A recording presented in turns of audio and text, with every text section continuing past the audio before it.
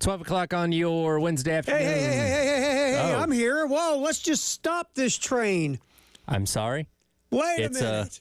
It's a I fort. can't hear you. I know. You're here, but you're not prepared accordingly to have your headphones plugged in so you can be aware of what I'm saying. It's a force of habit. When I look at the clock, I hear the music saying, well, Terry's not going to show up until about 3-4 minutes later. So all the people betting, sorry, you lost again. for the day. Sorry. Pay up. Hand over the dough. By the way, I loved your frantic sprint in here. I had to knock Dave over. I felt bad. I mean, like, I can hold my own for a couple minutes. It's fine. I'm not begging you to show up on time, but you were determined. Yeah, I really felt bad there with that forearm shiver to Dave's throat. Yeah. Is that a old lady I see down in the hallway? Did you knock her over too? Sacrifices have to be made, my friend. Sacrifices have to be made for the good of the cause. I guess so. How are you? I'm good. You're good. Hey, we got a ranked team, man. College football playoff came out. South Carolina sitting, we said between 20 and 25. 21 is good. A little higher than I thought, to be honest. Maybe they're making up for leaving them out last week. Could be. I mean, because they're 23 in the AP poll, we don't care about. Yeah. Well, which again, I thought, hey, if committee had them at 23, that probably sounds about right. I mean, put it this way, getting in to me was the goal. Oh, you're yeah. in, you're good. For sure. And 21, I mean, that's fantastic. It's funny to click above LSU. Yeah, that is where a lot of the questions came from last night of how'd the committee come to that decision exactly. Yeah, I thought Reese Davis was funny. Reese Davis was like, yeah, but, that game was in September. We're now talking about now in November. That's true. And there's an argument to be made that right now South Carolina's playing better than LSU. Again, are they supposed to rank teams that way? Because the way that I understood it, when we got rid of the BCS, we got rid of the computers, and we said we're going to have a committee of people that are going to sit down and talk about this and use the eye test and game control and all these metrics to decide. It was my understanding that every single week they wiped the slate clean and started over. And they said, okay, at this point in time, based on all the data that we have, here's our 1 through 25. And it's not supposed to be said, okay, well, last week they were this and this week they were this. That's clearly gone out the window, and they do react to things as they go along. And I'm not saying that's wrong. It just goes against the precedent that they told us they set originally. So, human beings doing this? Yes, they are. Okay. Just checking. Just want to make sure we're okay. That Well, we human love beings committees. Are doing it. Committees are great. Committees are great. Actually, you know what? I should probably find that cut today. You should, because that cut is gold from Mike Leach. Well, think about this for a minute. If we go by the who beat who, then why? And I know Texas A&M has one more win than one less loss than South Carolina, but Texas A&M showed up here a couple of weeks ago and got the hell beat out of them. They did. So why are they 7 spots roughly ahead of South Carolina? It's kind of one of those double-edged sword type things where you say, okay, A&M lost to South Carolina, but their other losses also to Notre Dame. So technically, they have better losses than South Carolina does wins, which is where this really gets murky, because then we're comparing losses to wins. Right, ready? What you just said, even though you're going by what we've heard, right? Right. When you say that out loud, do you also realize just how much that doesn't make any sense? Oh, I know it doesn't You know make what any I'm saying? sense, but that's where I say, well, yeah, I know they beat a ranked team, but this team actually has better losses, though, compared to the win that South Carolina has, which is where this all gets really murky. Now, if it comes down to, let's say, A&M loses to Texas in a couple weeks, they now have 3 losses, and now we're splitting hairs saying, okay, well, definitely South Carolina would be in over them at that point in time. We assume, considering they won the head-to-head and it is a more recent game. But that's what happens here. This is why, and I know it's boring and no one wants to do it because it's boring and we can't scream and yell because you can't argue with a computer. That's why we should get a committee, because we love those, right, of these guys who put together all these formulas and say, make the ultimate formula for the college football playoff. A formula that takes this into account, that into account, that into account, this into account, and you do your magic and come up with the formula that would be fair. Right. No one wanted that. You know why? We couldn't argue. Yeah, you can't yell at a computer because a computer takes in data, spits out a number. Now, and Chris brought this up in the last hour, there are some positives to a committee. I look at something like the potential of Nico not playing this weekend against Georgia. Saying, okay, well, you have your starting quarterback who's thought is going to be a superstar not playing on the road in Athens. If you lose that game without your starting quarterback, shouldn't really knock you a whole lot. Now, in a BCS model, that loss would still count the same whether your quarterback started or not. So you're, as a committee, you can look at that and say, okay, yeah, Tennessee lost Georgia, didn't have their quarterback. We're not going to knock them down too much for that because if he starts, they might win that game. See, that's where you also can put in, because again, if you look at a lot of different computer components that are put together for sports. In football, like the NFL, the quarterback obviously ranks higher than the long snapper. Sure.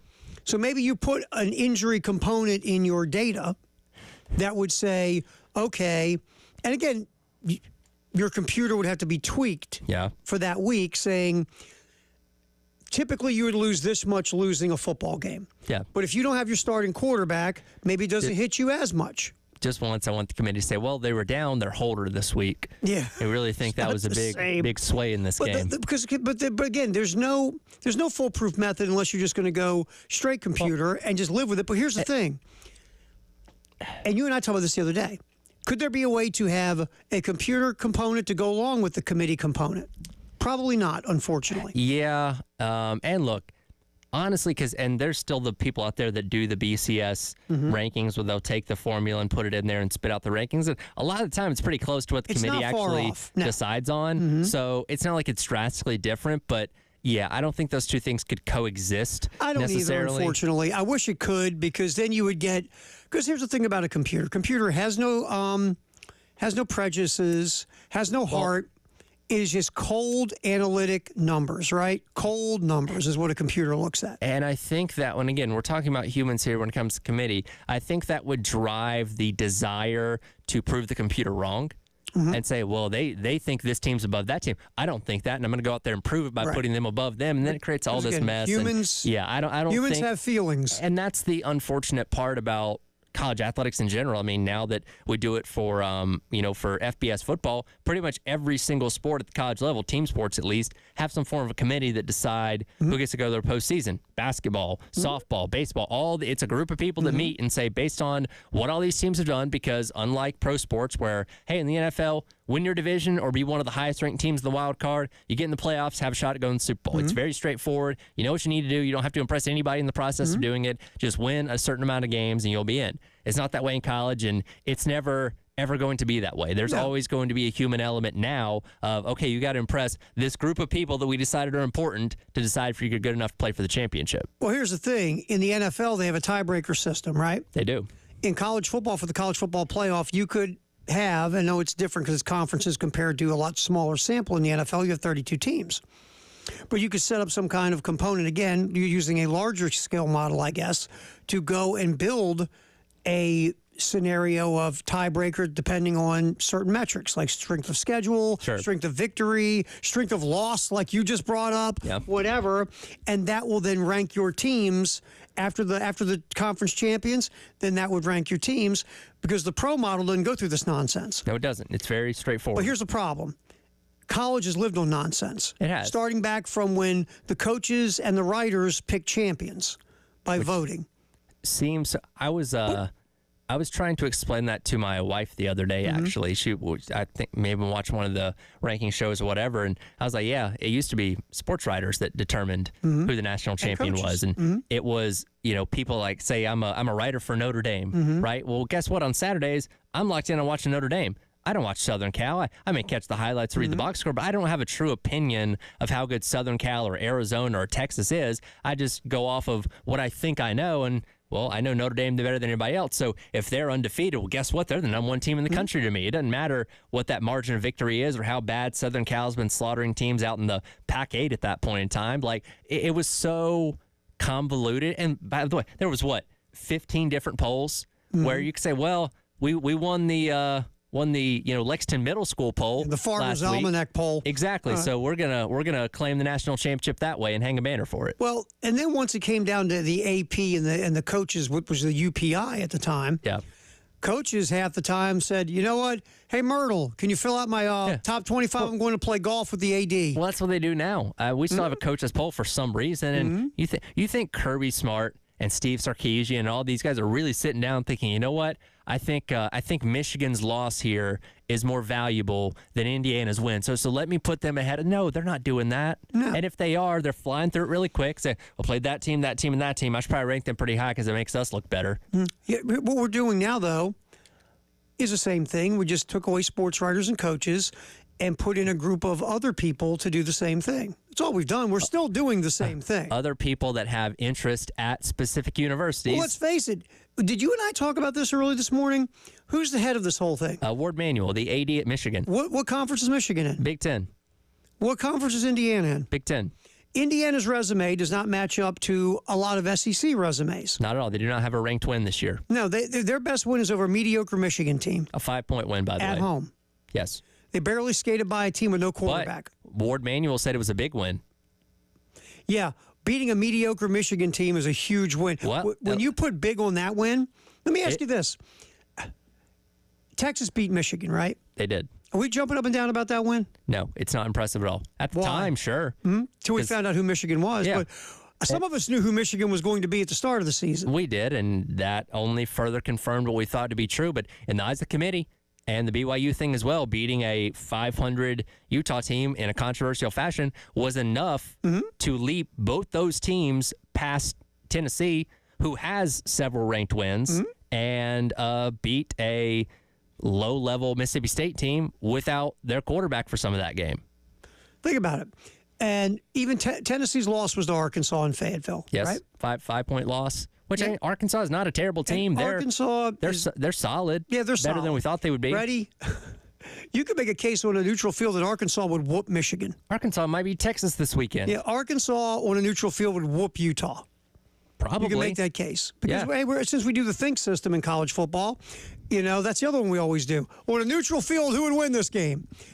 So at the end of the day, to me, should Indiana or BYU be ahead of one-loss Tennessee? No. And I'm not being an SEC guy because, I'm trying to be objective about the whole thing. And I will say this. Both those teams are undefeated.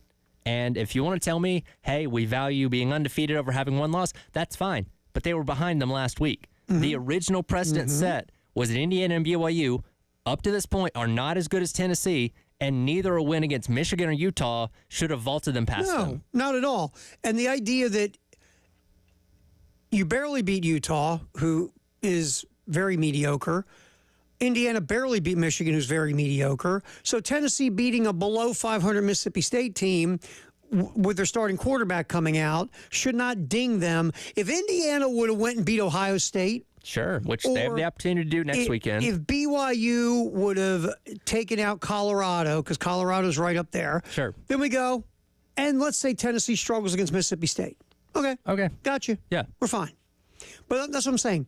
This thing is still the same thing it used to be back in the 70s. We just replaced coaches and writers with this crew who is just as prejudiced and just as non-objective. And I think to a degree the committee knows that these things are going to play themselves out. Tennessee has the opportunity to run the table, be 11-1 in the regular season, and go to the SEC championship game. Indiana, like you said, has got to play Ohio State coming up next week. And so at the moment, this is inconsequential because these teams are going to play better opponents, and it's all going to work itself out. Tennessee playing Georgia this weekend, another team ranked in the top 12. So based on where it sits right now, it's not the end-all, be-all, and it's going to sort itself out over the next couple of weeks. But again, if you're trying to be consistent, what you've done one week to the next doesn't make sense. Well, and here's the other part of it, to your point, is they look back and say, these teams are going to be in the college football playoff anyway. Who's to whine and complain? Well, now it determines on if you're hosting a game or going on the road. So that is important. And here's the thing with BYU. If BYU loses a game, and let's say they don't win the Big 12 championship, there's a good chance they're not in. Very true. Just saying. All right. Well, that was fun. We pretty much talked in circles. By the way, let me know when you want Leach. I got him ready. Okay.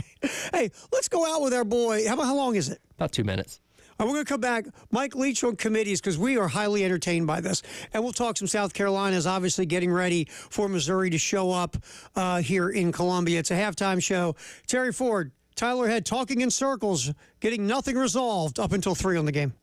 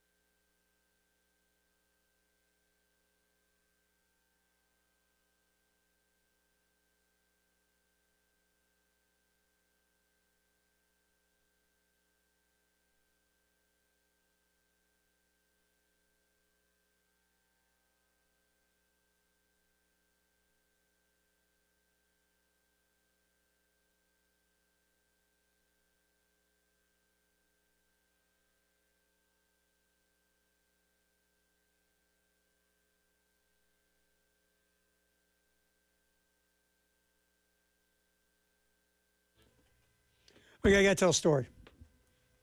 Got to tell a story about just how. Then we'll get to Mike Leach. All right, so Tyler Head, Terry Ford halftime show. We appreciate our folks at the Men's Clinic of South Carolina who sponsor our little get together here every day. 803-875-MENS. All right, so Tyler, you'll love this. All right, I'm listening. Plug in my cool earbuds. So I'm over here, and I'm trying to. I'll make this quick. So I got a computer. I love it. Got it for Christmas. Was it a year ago, 2 years ago, whatever. But it's got some kind of issue with the keyboard that came up roughly about 6 months ago, where keyboard just wasn't working, but for some of the keys, whatever. And they told me there's a driver issue, whatever. And they go, it's insured, so we can send it back to the factory, and either they'll fix it or send you a new one. I go, how long is it going to take? 4 to 6 weeks. Guess what? I got work I do on this thing. I was wondering why you carried that extra keyboard around. So what I do is I had to get an external keyboard and external mouse. So I'm sitting here, and I got the mouse sitting in front of me. It's not working, so I came in there at you. I said, any AA batteries? So I want to pop a AA battery in the mouse. So I put AA battery in, moving around, still not working. Not working on my laptop. So I'm like, what the bleep is this? So it's not working. I'm thinking to myself, I got to go back to Best Buy. I got to get another. I'm going through all the hoops, right? And we know that that's not going to be a quick thing because nothing ever is. Never is. It's like a trip to the proctologist. So I turn around to get my earbuds as I'm thinking about what I got to do later now. And I turn around, you know what's right here by my earbuds? What's that? My mouse. Oh. There is another mouse in here because it's a what's that, Logitech or whatever it is. Okay. There's a mouse in here that looks just like mine. A wireless mouse? A wireless mouse in here looks just like mine. It might be Veltry's. I was going to say there shouldn't be another wireless mouse in there. It's not Chris's. Chris does. Chris has the Apple one. He's got money. Chris is rich. He's got Apple. Might be Veltry's.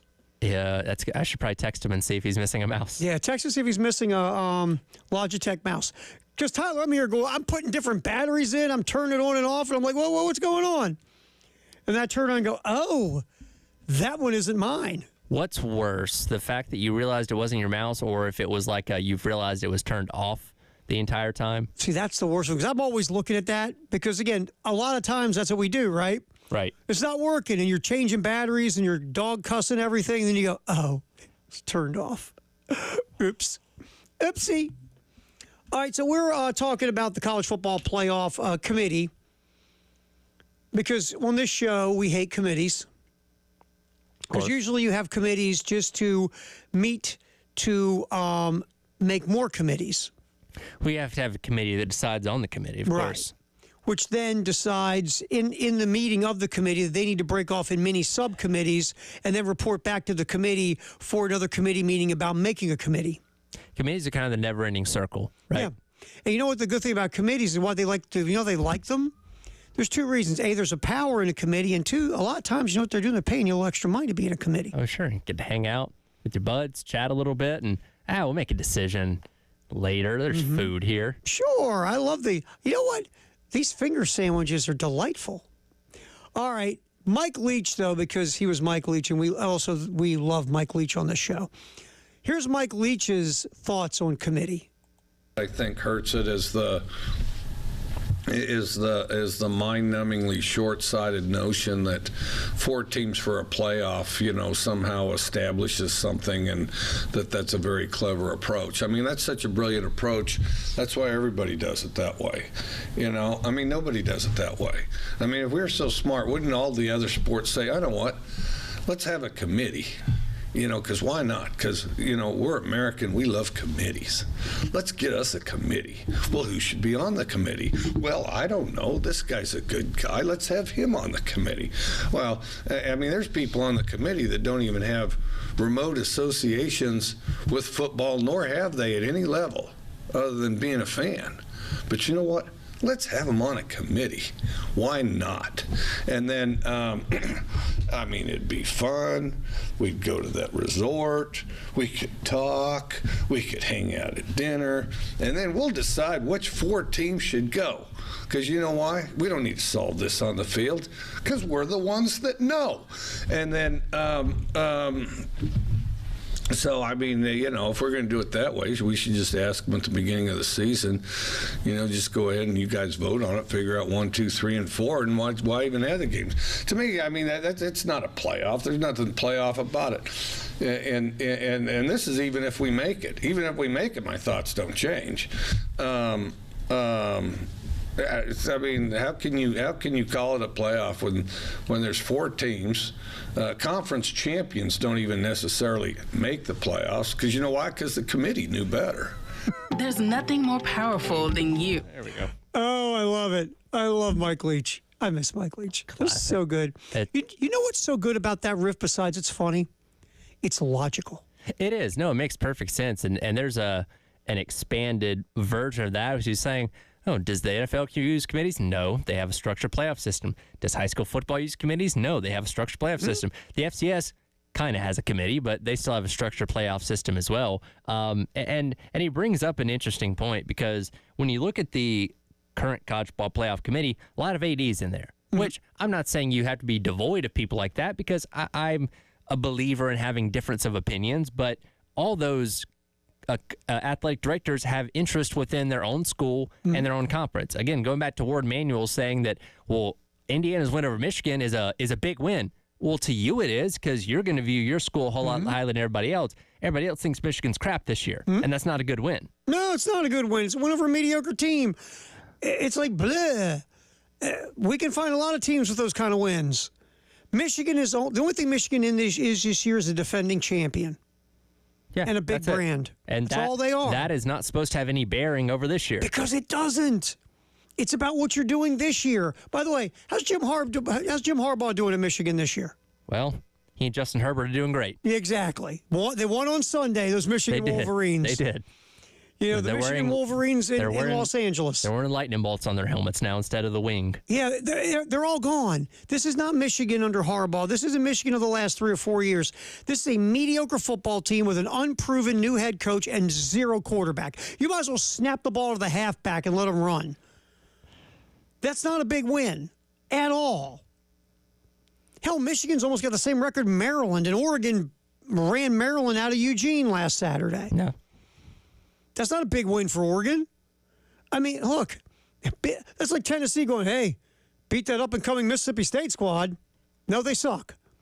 Mediocre and stinking, doesn't matter what the name or the brand is. If you're mediocre, if you're stinking, you're mediocre and stinking. And again, there's no perfect way to do this. You can get a committee full of former media members. You can get a committee full of former coaches, a committee full of athletic directors. There's no former players. There's no perfect way to do this. And yeah, you can mix and match this, but then they're arguing with each other and nobody can come to a sensible conclusion. That's why we end up with controversies like we had coming away from last night. But the good part is it gives us something to talk about right now. It does. Hey, from a content standpoint, this is great. It's gold. Please, I don't know, put Akron in the top 5 for all I care, and let's talk about it. We can riff on it all day. But that's the thing. That's what I keep saying, and I keep going back to this all the time. You can shiny it up all you want. It's still human beings with thoughts and feelings and subjectivities and prejudices and likes and dislikes and special interest and non-special interest. Because they're human. Yeah. You have human beings doing this. They all have a dog in the fight somewhere. So it's never going to be fair. It just isn't. And we get to talk about it. That's right. Which is good for us. And hey, no committee decides if we get to do that or not. That's right. That's right, baby. All right, just in case you fell asleep and just woke up and you're like, what's going on in the world of sports? We got stuff. We'll get you caught up, especially something I just saw it hit the bottom line on ESPN. We'll get to that as well. As we get you caught up in the world of sports, really quick next here on the Halftime Show, Terry Ford, Tyler Head. We're going to talk to our committee, but we think we're going till 3 here on the game.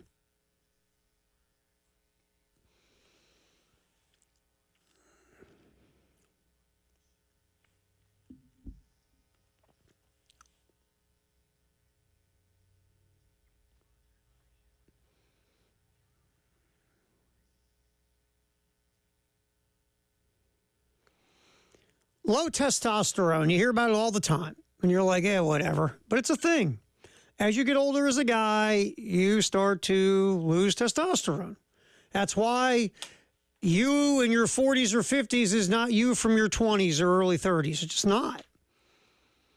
but you can get help to get yourself kind of to be as much of you as you can be at this point in your life. The first step is to call the Men's Clinic of South Carolina, 803-875-MENS. Just set a free confidential consultation with Dr. Dan the Staff and tell them your story. What's going on with you? Is it a lack of life drive, sex drive, personal drive, professional drive? You're not sleeping. You're not as strong as you used to be. You can't remember stuff. It might just be low testosterone. They'll do lab work. If it comes back low T, they will then put you on a personalized program. That's the biggest part of this message. It's a personalized program set up for you to get you back to being you again. 803-875-MENS. Make the call to the Men's Clinic of South Carolina. Maybe it's low T.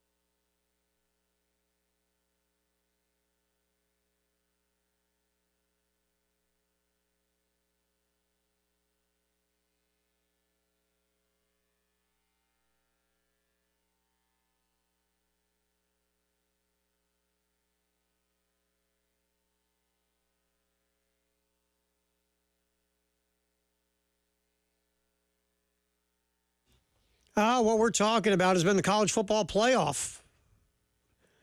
And the new rankings that came out, again, it's not as, gloom and doom as it used to be, because it used to be just the top four. And now you have the top 11 and the group of five champion. So there's wiggle room for a lot of these teams. But you might have a chance. Yeah, I mean, in this season of chaos, which we love chaos, anything can happen. But for any of that, to start, obviously, with the entire scenario, in my opinion, South Carolina's got to go woodshed 3 teams. Basically. You can't squeak by in any of these games. Which you're halfway there. Your last 3 games, you've woodshedded, one of those being a ranked opponent and one that was probably on the verge of being ranked themselves and made it this past weekend, which was enough to get you in the top 25. So you run over Missouri this weekend, beat them by 17 or 20. Okay. Should handle Wofford about the same way, if not more. And then I think they had a good shot at beating this Clemson team here coming up in a couple weeks. Now, you make a strong case for yourself. Oh, well, you definitely have to woodshed the next 2, which you'll drop kick Wofford all over the field. You beat Missouri by multiple scores, which is doable. And then let's say Clemson hasn't lost a game from this point until South Carolina plays Clemson. So I got to pay Pitt this weekend, so that's not a gimme. So, and that would help Clemson's resume to beat Pitt. It should. What would? So let's say Clemson has no other L's before the South Carolina game. It doesn't matter the score, they just win. And we've got chaos going on all around. Now you've got an interesting conversation at the end of the year, but South Carolina's got to handle their business. I think it also benefits Carolina. And again, a lot of things happen between now and then. The fact that Miami lost this past weekend to where now you're still looking at Miami and SMU playing the ACC championship game, where before you could say, okay, well, Miami at last week was number 4. If they were undefeated and lost the ACC championship game, well, obviously SMU would get in with the automatic bid, but Miami would still get in because, they'd be a one-loss team losing in an extra game, so you can't deny it at that point in time. The fact that Miami's lost and they've dropped as far as they've done down to 9th now, that ACC championship game is for one spot. The loser of that game, in my opinion, drops out, which benefits the SEC as a whole, potentially get another team in. Well, and let's say that not only does Miami lose to SMU, but they get beat by a couple of scores. Let's just say that SMU wins the game and it's not tight. Sure. That benefits you as well because you're not going to play in a championship game. No, you don't have the 13th data point. Let's say Miami loses, has 2 losses. They get whooped by SMU in the ACC championship game, and then you got beat by Georgia Tech. Now, I've said before, I don't think you should be punished for playing an extra game. But you could be. But you could be. And again, I think the 2 teams that make it to Atlanta are in regardless. We're just talking about seeding at that point in time. But the ACC and the Big 12, I think they're both trending towards being one-bid leagues. So let's go to the Big, because the Big 12, whoever loses the Big 12 championship game is going to have 3 losses, at least. It feels like unless almost. it's BYU. Well, yeah, they have 1 loss. I was thinking they were going to win it. The best case scenario for the Big 12 is for BYU, and I don't even have the rankings. BYU to be undefeated and then lose the Big 12 championship game. Colorado or Kansas State or one of these ranked Big 12 teams. You say, okay, well, they're in automatically. BYU only has 1 loss. Right now, it would be BYU and Colorado, by the way, based on what the conference standings is. So, by the way, Deion in the playoff. Can you imagine the media parade on that? I'll flip back to the ACC real quick. Let's say that SMU, I don't know, because they'd have 2 losses because they lost earlier this year to BYU. Yes. So really, even SMU having 1 loss and being undefeated in the ACC, it's still in their best interest not to lose the ACC championship game. So they'd be a 2-loss SMU. Yeah, and again, maybe the committee's nice enough that lets in the second team from the ACC, but you can't bank on it. Like, again, the SEC is going to get both teams in Atlanta in the playoff. It's just one team's going to get a bye, and the other team is probably hosting a first-round game. But right. And the Big Ten, I'm assuming Oregon and Ohio State play each other, probably going to be the same scenario unless Indiana pulls off the upset coming up next weekend. But the other conferences, there's no guarantees. And you can't go into that game saying, well, yeah, even if we lose, we'll probably be in as the 10 or 11 seed. There's no promises there. Would it be interesting if Ohio State got beat by Indiana and then there are 2-loss Ohio State? Especially with no big wins. Especially if they lost Penn by State. multiple scores. Yeah. I mean, and it'd just be very interesting to see what the committee would do. Again, big brand, only 2 losses, but resume, let's say Penn State gets beat again. Let's say Penn State loses, or they don't make it to the Big Ten championship game. Let's say it's Oregon and Indiana. Which right now, the next week between Indiana and Ohio State decides at this point who goes to the championship game. Just saying that would be very interesting. We're basically, if you're a Gamecock fan, you root for 2 things: A, South Carolina to run the table, and B, chaos to ensue everywhere. That's your shot. All right, a couple notes just in case you woke up. The Indianapolis Colts are going back to Anthony Richardson. Very simple. This is very simple. Joe Flacco has turned the ball over 6 times in the last 2 weeks. Are all of them his fault? No, but enough of them are his fault, and the Colts lost both games. So here's the thought process. Hell, if the quarterback's going to turn it over and we're going to lose, might as well put the guy in that we picked number 4 overall to turn the ball over and have us lose. That also turns the ball over a lot. Basically, here's the other part of this. And Shane Steichen, it's very interesting, a couple days ago said Flacco was starting against the Jets this Sunday. Right. Then reversed his field today. Knowing that organization, how much of that was Jimmy Irsay looking at the coach and saying, we drafted that guy 4th overall, right? The other guy turned the ball over and losing.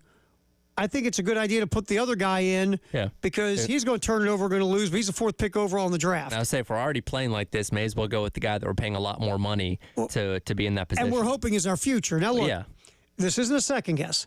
Colts never should have taken Anthony Richardson 4th overall. No. Anthony Richardson should probably still be in college. He should be.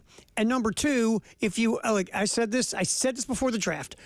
Anthony Richardson was going from 2 buckets of failure. If you study the draft, and I'm way too much of a goober, I love the draft. There's 2 buckets of failure in Anthony Richardson. A, lack of experience starting in college. Yep. Usually when you have that little bit of starting experience in college, you fail in the NFL. Typically. 2, lack of accuracy. Typically, if you are that bad at throwing the football accurately to other people, you fail in the NFL. Yeah, that doesn't magically get fixed overnight. So those 2 buckets are a high percentage of failure. Anthony Richardson lives in both. And you drafted him 4th overall. I love Chris Ballard, the GM in Indy. He's done a lot of right things. That was a wrong thing. That went against any kind of logical thinking. But the Colts decided not just swinging for the fences, Tyler, swinging for the fences blindfolded using a plastic bat against Paul Skeens. It is this desire from so many GMs, and Thomas Dimitroff was guilty of this when he was the GM in Atlanta, of wanting to look like the smartest guy in the room down the line, say, I drafted that linebacker from South Central Northwestern State Community College, but man, he went on to be an all-pro, so don't I look like a genius? Like there's so many GMs that do those kind of things, and that feels like the same case to Richardson. Again, in the underwear Olympics, phenomenal, right? He could run, jump, do a cartwheel and all these kind of things. He could throw the ball a country mile, but it was 12 yards over everybody's head, as we saw when he was at Florida. So again, you're living with this reality, and you got to stick with them for now because you're paying them so much money. But again, they want that satisfaction on the back end, saying, I knew this guy was going to end up being something, but as of right now, it doesn't look like it's going to be that. Here's what it's going to be. It's going to lose Chris Ballard his job because Jimmy Irsay is not firing Jimmy Irsay. No. This is going to lose Chris Ballard his job and possibly Shane Steichen his job, the head coach, before it's over with. Whiffing on a quarterback, especially one you should never have taken in the spot you took him because, wow, did you see him at the combine running around in man capris and flip-flops? We have to draft him. He is a late-round project. They say, I like his athleticism. We're going to bring him in, see if we can work on this, and maybe he's something down the line. But throwing him out there to the Wolves as a day one starter essentially last year, which he ended up getting hurt, and trying again this year, it's not working. No, and again, if you would have, I said this going into the draft, if you want to take Anthony Richardson late in the 1st round or the 2nd round or the 3rd round or whatever and say, look, the guy's green, he's raw, we're going to take him, we're going to work with him, we're going to try to develop him, and we're going to see what we got in a couple of years. That's why you don't take him in the 1st round, period, to me, because he's a developmental guy, and you have to give him a lot of time because I don't think he was ever going to work out because of his accuracy issues. But to do what the Colts did and throw him into the fire the way they did and then yin-yang him around, it's been now he's back. Yeah, here we go. Halftime show, Firehouse Sub Text Hour, 803-404-6100 coming up right here on The Game.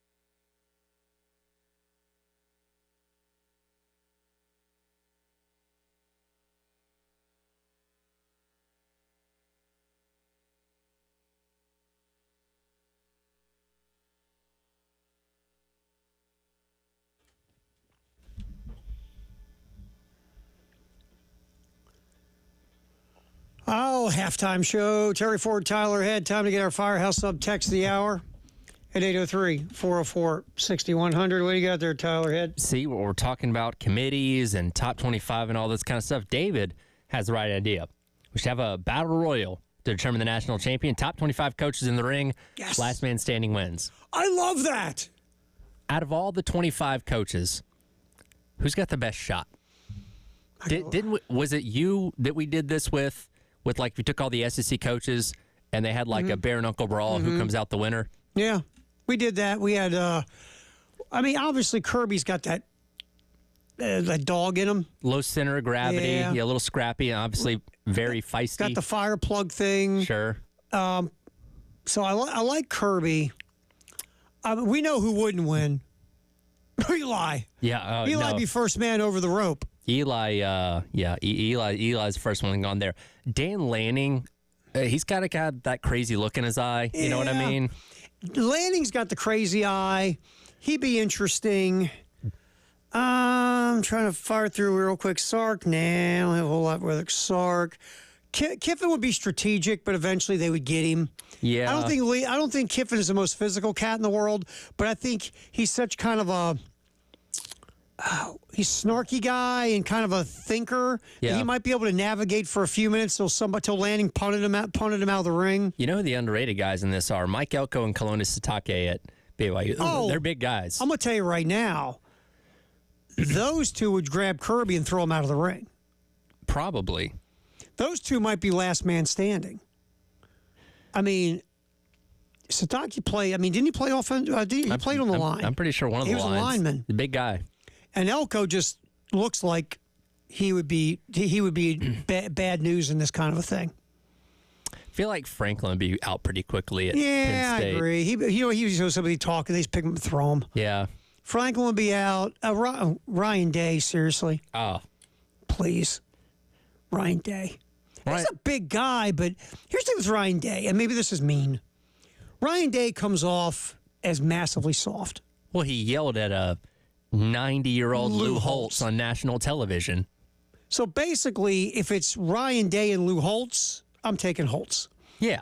I think Holtz is more feisty at 90. All right, Ryan Day soft, Franklin out, Eli out. So far, we like Elko, Sitake at BYU. We think Kirby be in the brawl for a while. How about Coach Freeman in Notre Dame? He's very He's a big guy, but he's in good shape. you know what, though? The first time somebody touches his hair, Maybe. because he's very metrosexual looking kind of guy. He kind of strikes me as like he knows like Brazilian jiu-jitsu or something. Yeah, he's got that look, but also I think if you touch his hair. Maybe. Or, Yeah, don't hit the moneymaker. Yeah, because let's face it. And look, they've been good this year, and I'll raise my hand and say if I'm wrong about Freeman. But it felt like he was hired because one of the reasons he's going to look good on that program. Yeah, that's true. He's dreamy. Let's see who else. Dion wouldn't last long. Dion would talk a while and make you mad because he can talk stuff, but eventually, he's done. I think we're overlooking an obvious one here. How about Jeff Monken with Army? It's Army. It's Army. Hey, look, he's older, but I don't doubt he could whip some butt. But I'll say this. He also has the strategic knowledge of being at Army. So doesn't he know, like, probably 10 ways to kill you? Yeah, like pressure points and those kind of things. yeah. And I think he'd hang in the fight for a while. I could see Sitake coming at him and he just get him right there on that little neck spot. They say, where's that? Between like the neck where it's coming down the shoulder or something. If you get that pressure point, almost you paralyze somebody. Yeah. Monken's a dark horse here. How long is DeBoer lasting? No, not long. No, not long. Well, he's just going to stand there. Is he even going to do anything? I don't even think he would do anything. I think he'd just say, throw me out of the ring. You know what? He would take himself out of the ring. He'd just walk out. Maybe so. I don't think DeBoer would be in there too long. So I think my final four: Lanning, Sitake, Elko. I put Monken in there. Ahead of Kirby? Yeah. Because I think the size is a disadvantage for Kirby. I like this Monken thing the more I think because, again, he's been around at Army for such a long time. He's learned a lot of stuff that these other guys don't know about yeah. fighting. Oh, yeah. From a strategic standpoint. Probably a stone cold killer. He's like, exactly. He is Jason Bourne. He's the real life Jason Bourne. He might be, and he's just knocking dudes down without breaking a smile or a sweat. Mm-hmm. He knows ways to take you out that you have no clue. Yeah, an assassin is what he is. I might take Monken to win. He's got that John Wick about him. Yeah, you know what? I like that. I like Monken a lot. Really do. That's a good one. I'm just picturing all this in my head, how he's taking everybody out now. Coming through the ceiling like Tom Cruise in Mission Impossible. Maybe so. Just taking a dude out. All right, we'll come back here. Football in the 1 o'clock hour. Sponsored by Atlantic Windows and Doors in the game.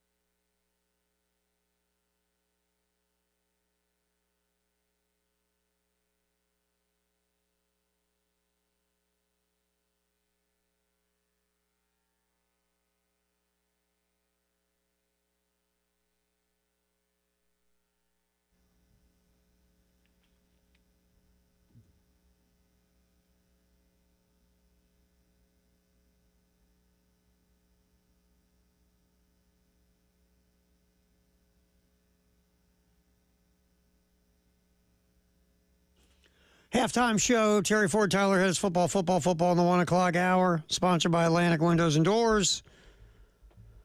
Shane Beamer doing his Tuesday presser yesterday. Yapping with the media about a bunch of different things. First of all, he brought up, I think it's always interesting, like, look, as head coaches, you're always thinking about, okay, the temperature of your team, right? Sure. And that's part of your job, is looking out for the temperature of your football team, whether it's 2 down, 2 up. Are they, loving themselves too much? Are they down on themselves too much? All those things run through your head as a coach because it's supposed to. Shane now has got, and this is a good problem for a coach to have, we're playing so well, we don't want our dudes to get big-headed. And we've always said this between, 18 and 22-year-olds, and it's true, but with this team, you've got 23-year-olds and 24-year-olds and 25-year-olds. You got dudes with kids. We've joked about this, dudes with minivans. Yeah. Guys who are going to Home Depot. They know what Joanne fabric is because the wife is or girlfriend's taking them over. Couple pairs of New Balances in that locker room. If you know, you know. That's so true. All right. So it's a little bit older team. It's got the second most seniors in the country. Yep. So with this team, they're probably more grounded than your typical college football outfit. But again, Shane, how do you turn off the positive noise? Just like how do you turn off the negative noise? How do you stay grounded? How do you stay focused? Don't let all the pats on the back, get to your head to where you're not locked in and ready to go this Saturday against Missouri. Here's Shane talking about listening to the good outside noise. Yeah, don't listen to it. It's easier said than done. Let's be, and what's important is preparing to play a really physical and good Missouri team. So we talked about it this morning. I mean, we weren't listening and being motivated by anything before, and we shouldn't be doing it now as well. Let's worry about what we can control. But I realize that we only have them for 4 hours a day in this building. So the other 20 hours, everybody on campus. So everybody on campus, please don't be patting them on the back and telling them how amazing they are right now. Please don't be talking about rankings and bowl games and everything else. Let's talk about Missouri. But the other 20 hours that they're outside this building, they've got people telling them how great they are right now. But we've got a mature group. They're very hungry, and nobody's goal was to win 6 wins or win 6 games and be in the top 25. We all had higher expectations going into the season as well. No one else did. I realize that, but this group had very high expectations for themselves going into 2024. It's good to see that we've been able to accomplish a lot of things already, but there's still a lot more for us to accomplish. But we can't take a step back this week either with not performing and playing well. Yeah, I mean, you're in a really good spot. To your credit, you have played and coached yourself into a 6-3 record. You're now ranked in the college football playoff. You got folks in town talking about possible crazy playoff scenarios. Now you're bowl eligible, so you're going to be playing in December in a bowl game. You got all these things going your way. How do you handle that success? I appreciate the fact that he acknowledges the fact that they're going to hear it. Sure they are. Like you said, they're in class, they're hanging out with friends, around town, that kind of stuff. And, man, you guys did so great, dominated another team. You guys are 23rd. They're projecting you in this bowl game, and, hey, you got a shot at the playoffs. Like, they're going to hear it. Like, right. You can't just sit there and plug your ears and say, oh, we're not paying attention to the outside noise. It's impossible to ignore in this day and age. And sometimes being told how good you are can motivate you to be even better. And sometimes it can give you that big head. And like Beamer said, last time you got ranked, played like crap. So you don't want to take the risk of inflating your ego too much and go out there and get run over by a Missouri team that you are a lot better than, that you have no business losing to this weekend. Yeah, and we're obviously getting to that as the week goes along, but you're better than Missouri. They might only have 2 losses right now as we speak on November 13th, 2024. If you look at these 2 football teams, South Carolina's playing better.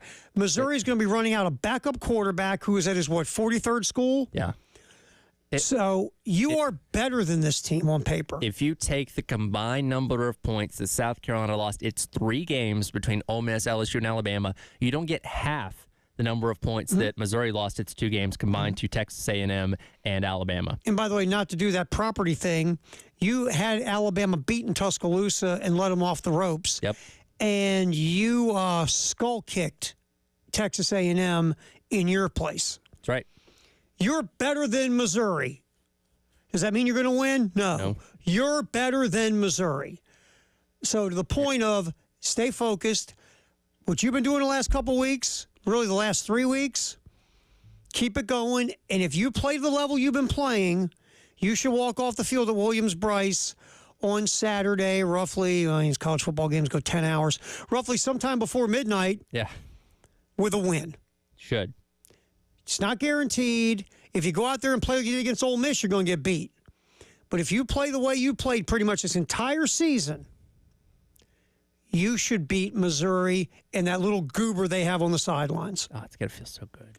Look, I didn't even go to South Carolina, and I want to see every player on the South Carolina roster get in the games. You know what that means? They won by 30 points. Smacked them. Run fake field goals up by 40. Yes. Going for 2 up 56-7. I want Dante Reno throwing bombs in the fourth quarter.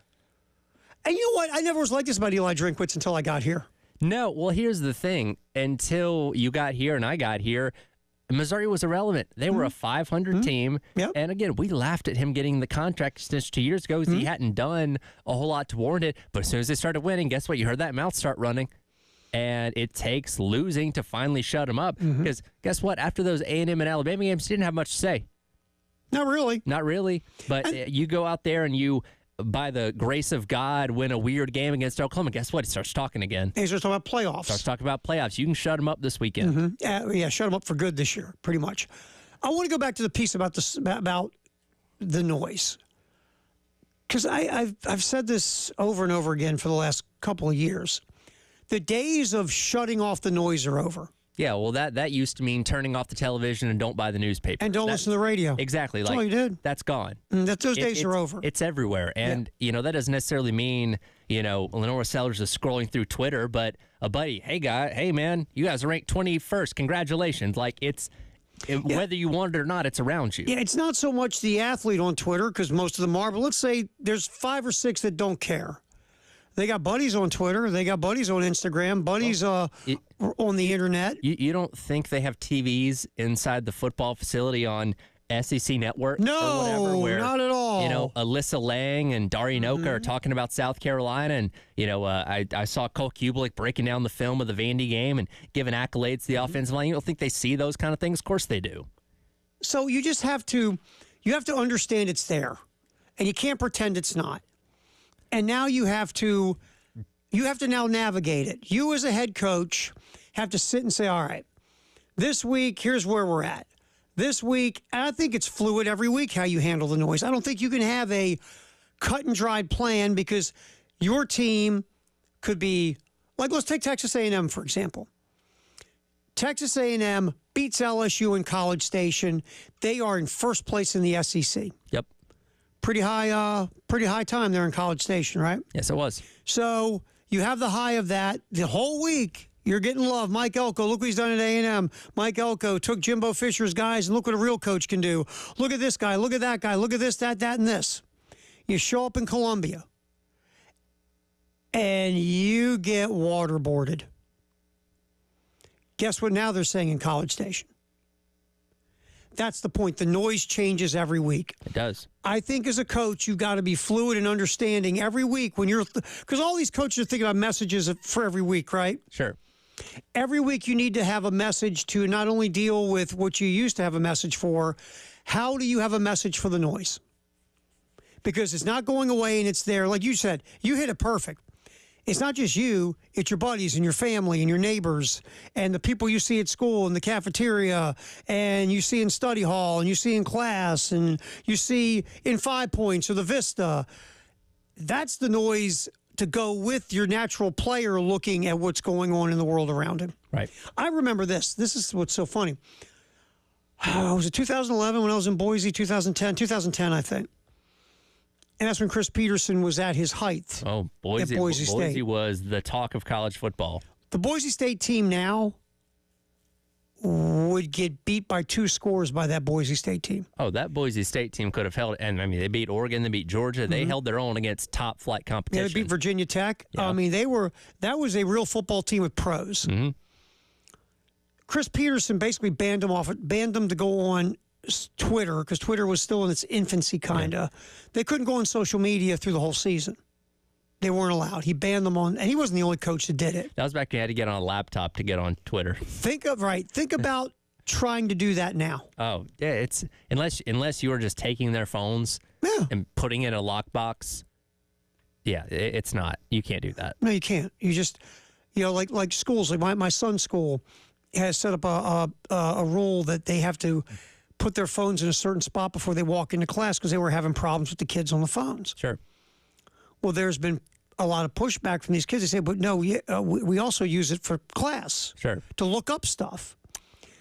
But the point is that my kid's high school is trying to do something to keep them away from the phone. Good luck. Listen, I've worked jobs with a 0 tolerance phone policy. Mm-hmm. We all used our phones. Yes. And they never caught us. No, that's my point. You can't get away from it. You can try. You can't do 0 tolerance. No, you can't.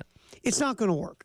So, and if anything, taking it away from them, that distracts them because they're thinking about, when I'm missing on my phone, when they should be thinking about practice or film or whatever it may be. It has the reverse effect sometimes. Absolutely. All right, it's football in the 1 o'clock hour, sponsored by Atlantic Windows and Doors. A federal judge yesterday denied Vanderbilt quarterback Diego Pavia's request for a temporary restraining order that would grant him another year of eligibility, but didn't close the door. Basically, the judge kicked it to the NCAA. Basically, Pavia is suing the NCAA in federal court because that's what everybody does.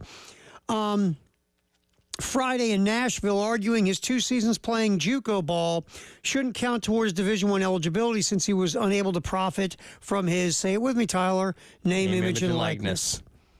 Pavia's attorneys argued that Pavia would suffer, I always love this, suffer immediate and irreparable harm without relief from the court because the transfer portal opens December 9th and that waiting even 1 day more will place him between a rock and a hard place regarding negotiating an NIL deal at Vandy or transferring to another school to basically negotiate a deal. Here's your next can of worms. Mm-hmm. Go back to the Tez Walker thing from last year where suddenly, the NCAA denying his eligibility for half the season. Well, you prevented him from making money because he wasn't out there on the field. They got in trouble for that, and obviously that opened up the restrictions on transferring. Here comes another thing. We're saying, hey, I was at a community college. I couldn't benefit from it way back then. I need more eligibility in college because he knows he's not going pro. He's not cut out for the NFL. Right. He's trying to make his bag, and I don't blame him for it while he still can. So, yeah, another year of eligibility, especially with the brand that he's built this year, that could be another $1 million for him. Do you know how much he could bag up cashing in on this season, whether at Vandy or somewhere else? And the entire offseason of build and all the T-shirts and Heisman hype and all that kind of stuff, he could make so much money in the next year if he gets another year of eligibility. If he gets another year of eligibility and Vandy can pony up the dough to keep him, which last time I checked, a lot of rich people are involved at Vanderbilt, think of the money he could make doing local TV and radio spots. Yeah. And appearances in Nashville. Yeah. No, he's like a folk hero. I completely get where he's coming from. Well, the judge says this, quote, given the plaintiff has almost certainly been aware of the challenge bylaws and eligibility to play college football in 25-26 for quite some time, been discussing the possible resolution with the NCAA. The court is not persuaded to basically rule in his favor. But you know what they said? NCAA's got to jump in, and you know what they got to do? Back up their rules. So guess what's going to happen? More lawsuits. NCAA is going to lose again. All right. Football in the 1 o'clock hour. More Shane talking about the physicality of Missouri next here on the halftime show on the game.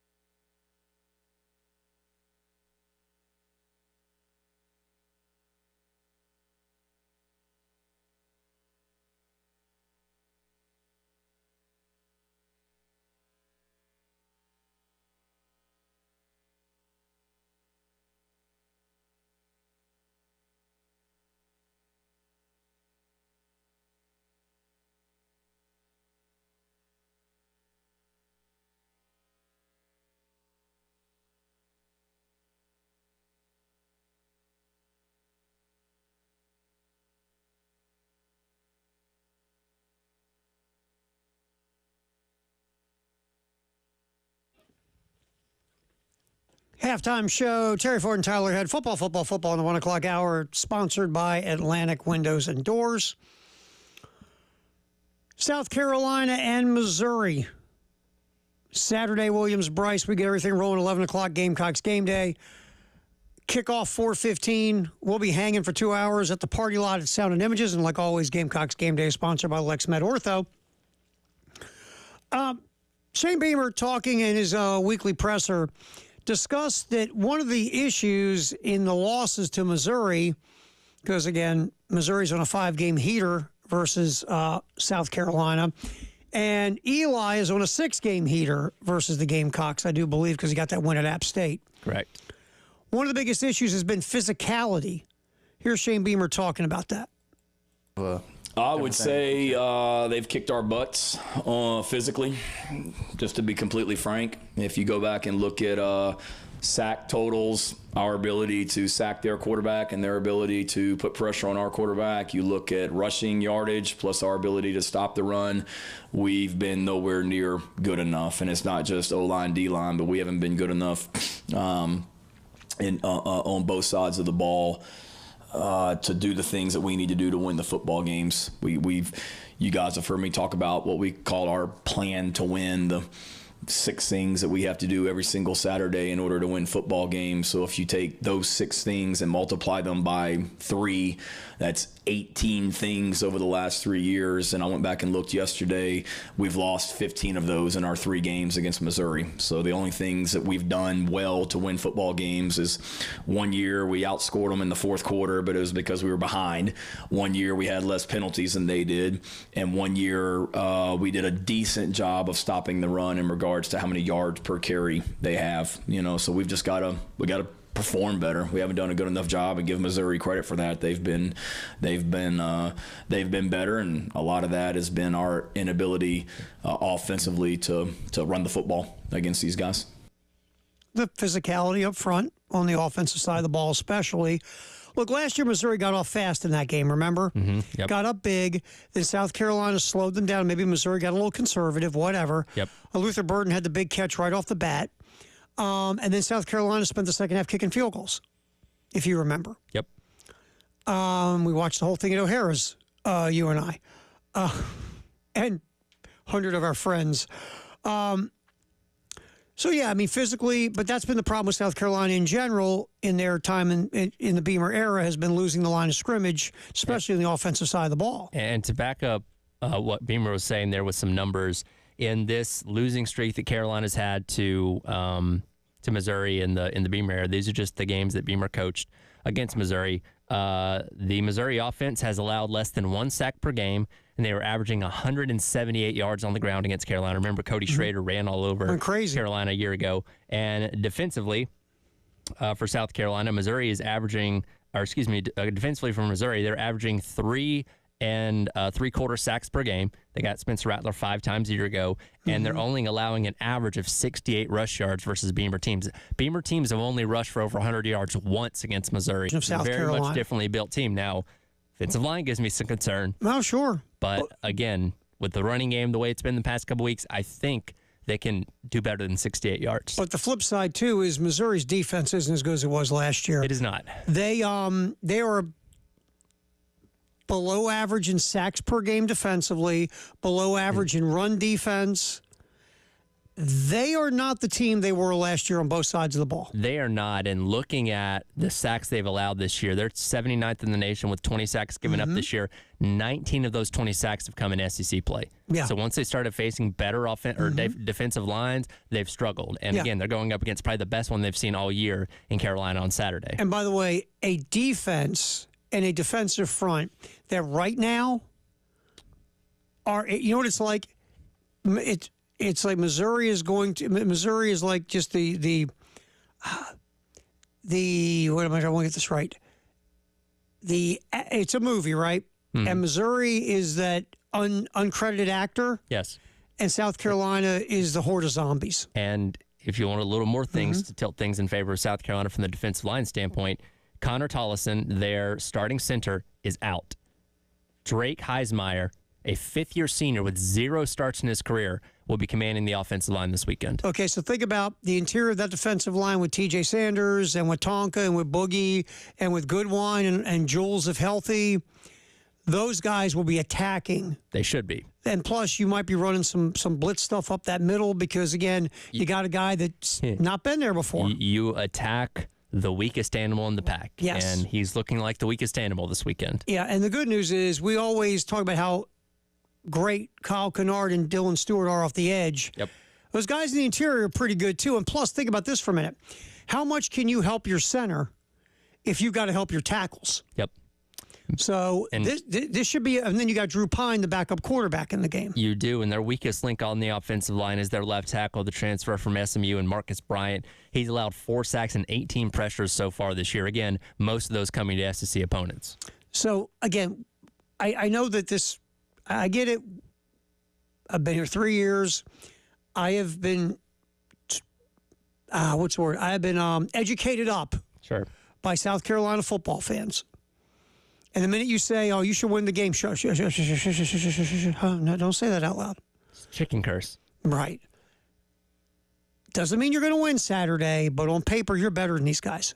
I like the optics a lot. I do too.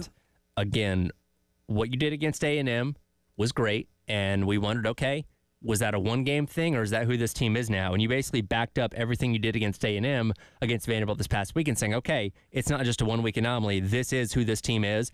Obviously dominant on defense. They can run the ball. The North Sellers is coming to his own with his athleticism and his ability to throw the ball down the field a little bit more, and that's what this team should be expected to do going forward. If you play the way you have on offense the last 2 weeks,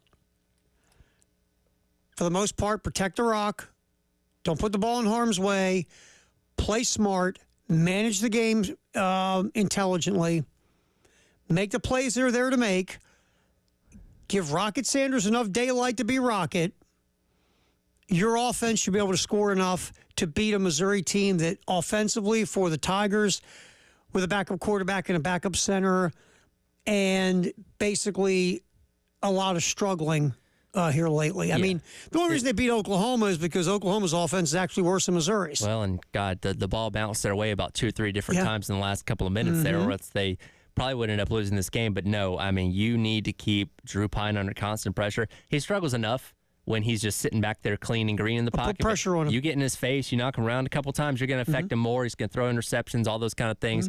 You shouldn't have a problem on Saturday. And by the way, this offense was scuffling with Brady Cook. Yes, well, not according to Eli. If I had my quarterback, wouldn't be losing by, checks notes, 34 points to Alabama. All right, bud, tell yourself whatever you want. Exactly. And by the way, you barely beat a Vanderbilt team that South Carolina walked all over. You also barely beat Auburn. Yeah.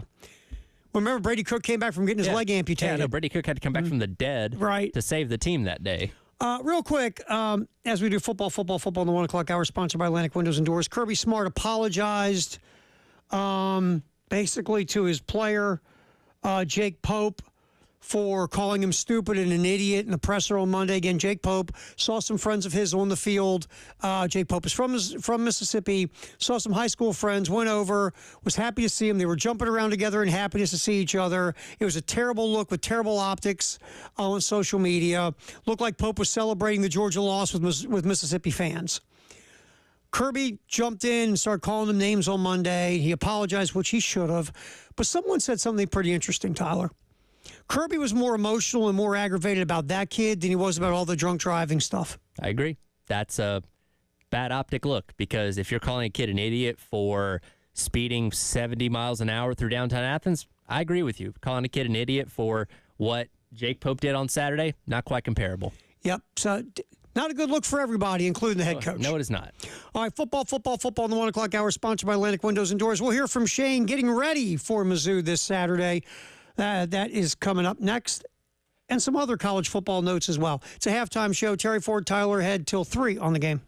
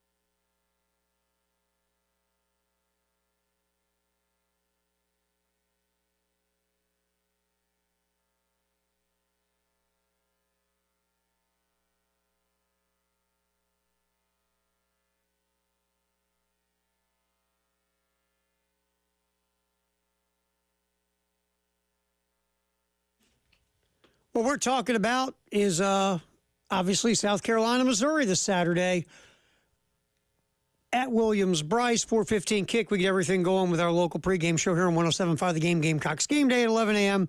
Sponsored by LexMed Ortho from the party lot at Sound and Images right across from Williams-Brice. Kickoff is at 4:15, and you can hear that here in Columbia, 107.5, and also our affiliate at 100.3, The Game in Myrtle Beach. All right, so Shane Beamer talking to the media yesterday with his Tuesday presser. Let's get to cut one, Tyler. Shane talking about getting ready and getting prepared for a two-loss Missouri team to come to town. Not really. They do what they do, and it's line up, run outside zone with the running backs, and it's drop back and find ways to get the ball to Burden and Weiss. And no matter who the quarterback is back there, they're going to do that. Both quarterbacks can run. Pine had a quarterback run the other night. That was a huge play in the Oklahoma game for a first down. Brady Cook obviously is a really talented runner as well. So other than just, Cook being a little bit more experienced than Pine, that would be the only thing. But Pine is a guy that's been around football for a while too now, so this isn't his first rodeo. So no, it really doesn't change anything for us. It's going to be, we got to figure out a way to slow down this outside zone scheme that they run very well, and figure out a way to keep number 3 and number 1 in check. Yeah, I mean, they have not had an explosive passing game this year, despite having Luther Burden and also having Weiss. They even when Brady Cook was the starting quarterback, Cook was struggling. The passing game, not just Cook, the passing game was struggling, hitting explosive plays. They just weren't making it happen like last year when Mizzou had a ton of explosive plays down the field. So, yes, it's true that Burden and Weiss are the key to the offense. Missouri hasn't run the ball as well as they did last year. All around their offense has been But you need to not only cover Burden and Weiss, but you have to tackle them. Can't miss tackles. There's got to be, obviously, the pursuit and the gang tackling, not just the secondary, the linebackers. You can't let these guys break a couple tackles. All of a sudden, they're rolling down the field 40, 50 yards. So, yes, those guys are very important. Very important. But, none of it really matters if Drew Pine's running for his life. Just saying. None of it matters. Pressure and heat on a backup quarterback who is going to struggle with the pressure, I mean, that's number one. You can't get the ball to Burden or Pine if you're in the parking lot running away from Dylan Stewart and Kyle Kennard and the rest of that crew. So that will be a key. You feel like the South Carolina defense is in a good spot to slow down Missouri. All right, it's football in the 1 o'clock hour, sponsored by Atlantic Windows and Doors. This is interesting to me. We didn't get into this yesterday. Shane Waldron was the offensive coordinator for the Chicago Bears. He was fired yesterday. Waldron did a nice job in Seattle with Geno Smith and all those weapons that the Seahawks have at wide receiver. And so Waldron now gets hired to be the offensive coordinator in Chicago to work with a young quarterback, Caleb Williams, and a lot of weapons at wide receiver. It was a no-brainer saying, look, that offensive line was solid last year for Chicago. They bring in Keenan Allen at wide out. DJ Moore's already there. You draft Dunze from Washington. You're loaded at wide out. You got this young quarterback with a lot of potential. You got an offensive coordinator who, according to Matt Eberflus, was brought in not just to coordinate the offense, but to teach and train Caleb Williams, because Shane Waldron was also a quarterback coach. All right, a couple weeks ago, the Bears were 4-2 and were a Hail Mary away against Washington, being 5-2. Obviously, you know what happened. Bears screwed up the Hail Mary. Washington completed the Hail Mary, and they got a miracle win over the Bears. And since then, Chicago's been awful. They've scored like 9 points in 2 games. They're on a 3-game losing streak. The offense, though, to be fair, struggled earlier in the year as well in some wins. Really, the offense has only cooked twice this year. That was in victories over Carolina and Jacksonville, 2 teams with bad defenses. So the offense has been a work in progress all year. No one really was screaming and yelling, though, when you're 4-2. And if you knock down the Hail Mary pass and you're 5-2, even if you lose the next 2 games or even split them or whatever the case, Shane Waldron's still the offensive coordinator. This is about not so much the offense struggling, because it has, but the fact the Bears have lost 3 in a row. Matt Eberflus knows he's in trouble and has to do something. So you throw the first-year offensive coordinator in front of the bus because he's really not your guy anyway. You just hired him. This is what a head coach does when he knows he could lose his job and his team's not meeting expectation. You basically sacrifice the life of the coordinator. And then you promote, get this one, you want to hear one that's really going to make you giggle? They promote Thomas Brown to be the offensive coordinator. You know what Thomas Brown was? The passing game coordinator. Oh, you mean that crappy passing game? Yes, the coordinator of the crappy passing game is now the offensive coordinator. Dude just got a promotion. Hey, you suck at your job, but we're going to put you in, we'll give you a promotion temporarily to replace the other guy. You say, well, maybe Thomas Brown's a great resume, Tara. No, he was the Panthers' offensive coordinator a couple years ago. Yeah. How'd that work out? Also, he was an offensive coordinator with the Hurricane at Miami from 2016 to 18. This resume doesn't scream wow. This is just Matt Eberflus knowing that the ship is sinking, knowing he's in trouble, and has got to make a move for the sake of making a move. Because he's trying to save the season, which will save his job. And Eberflus says this, which I think is hilarious about Thomas, a guy who has not really been successful in any kind of consistent level. Thomas is a bright offensive mind who has experience calling plays with a collaborative mindset. I look forward to his leadership over our offensive coaching staff and his plan for our players. What a buffet of word salad fertilizer. No one says Thomas Brown has a bright young offensive mind. Or if they have, it's been a long time. Basically, tell the truth. I had to fire the offensive coordinator because we just lost 3 in a row, and the offense has been not very good, and I got to fire somebody because I'm going to lose my job if this thing doesn't turn around. One of the biggest problems coming out of that Hail Mary loss to Washington was I say this on the show, I always gauge you how you do when things don't go your way. Always do. We're all phenomenal when we're successful. What are you like when you suck? When the Bears lost on that Hail Mary, you heard veteran players questioning the coaching staff and basically calling out some of the coaches and things of that nature. And I thought to myself, ooh, that's not very good. Let's keep that in what's left of the back of my mind. And the Bears have lost 2 more, and they've looked terrible. Now, the culture is basically laid by who? The head coach. So the questioning of the coaching staff to the media, by the way, is not a good culture. And having that loss derail you for the next 2 weeks is not good for your culture, because you know what you can't do, Tyler? You can't go back and replay the Hail Mary. Nope. But you can let the Hail Mary beat you moving forward. Yep. And that's what the Bears have done. But now we go back. Has the offense been good the last couple of weeks? No. It's only really been good 2 weeks out of the year. But when you're 4-2 and the offense is inconsistent, you're okay.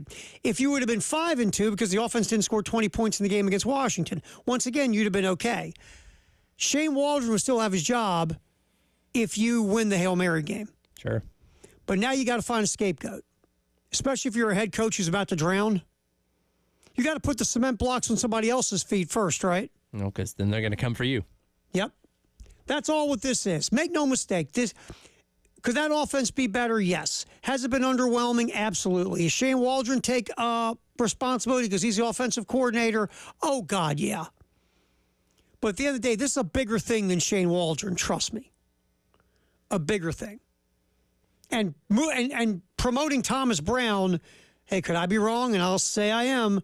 That's not your fix. Thomas Brown. Might as well hire James Brown. Charlie Brown. All right, Firehouse Sub text line next. We'll get our text the hour today with 340-46100 as we yap football in the 1 o'clock hour. Sponsored by Atlantic Windows and Doors. Terry Ford, Tyler Head, here on the game.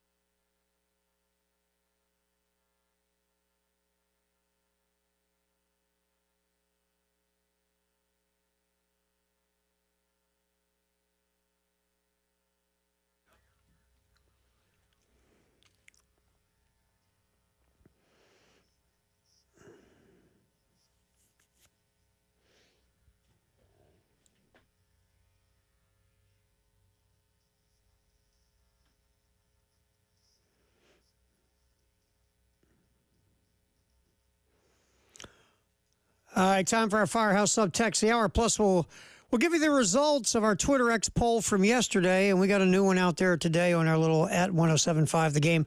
What do you got there on the Firehouse Sub text the hour first?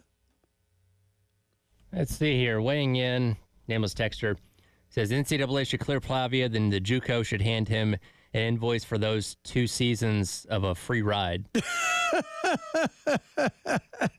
That's pretty good. Wouldn't that be be great. Ready? He's walking out of the courtroom. He won. He's all good. And then, how you doing? I'm Marv. I'm Marv from Southeast Northwestern Junior College, where you played. You owe us some money. That would be good. Because you can pay for it with your NIL. You can. Hey, JUCO is not that expensive compared to a 4-year ride. Depending on I'm assuming you live there, I guess. Yeah. I mean, I know people, honestly, there are some kids today that their families are starting them at JUCO. Hey, that's what I did. For 2 years and then go off. It saves you money. We had a JUCO in our city that we all called 13th grade because that's where pretty much everybody went after high school. That's so good. But you know what? You save a couple years of dough and then you go off and get your degree from the 4-year. Listen, I saved tens of thousands of dollars by not going to a state school right out of high school. Can I tell you, after what I've been rolling through with my kids these last few years, JUCO ain't a bad idea. It's not. No, not at all. Don't start me on the insane amount of money it costs for anyone. You know. And all your kids just have a desire to go out of state for some reason. Yeah, they all want to get the heck out of Maryland. Like I know I'm already burning through your wallet, but let's add another $10K onto that every year. Right. They're my favorite. Oh, and your child must live on campus for at least 1 year or 2 years or whatever. And they got to have a meal plan. And they got to have this. And every book costs $800 because it's written by the professor. Oh, it's just insane. We could do a show on this. Maverick, we could take calls and texts on that and do a full book show from people who deal with this like we have. Oh, I'm sure. Now, and here's the thing.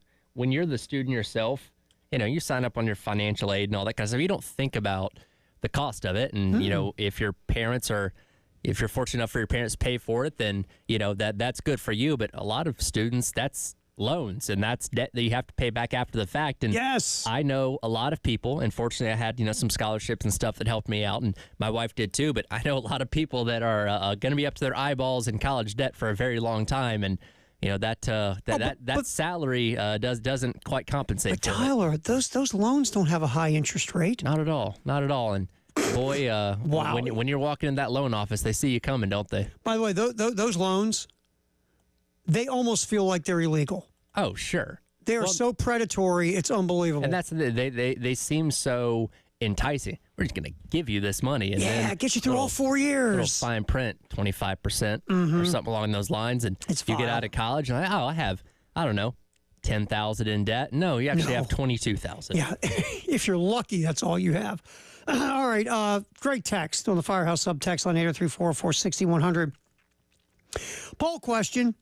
Here's our new one. How do you feel about South Carolina's college football playoff poll ranking? Too low, too high, just right. 44% too low, 50% just right, 6% too high. I will say I was surprised they were that high. I mean, not complaining that they're 21, but I probably would have penciled them in, 23, 24. And I don't know how much of a difference that makes. Being ranked is being ranked. I will say being 21st, there's pathway. Put you in chaos happens. A little nicer position in case chaos continues. I thought they were anywhere between 20 and 25s. I thought that was the wheelhouse. And so they're right where I figured they would be. But I thought most folks so far voting for just right, I'm with them. Yep. All right. The other one from yesterday was phenomenal.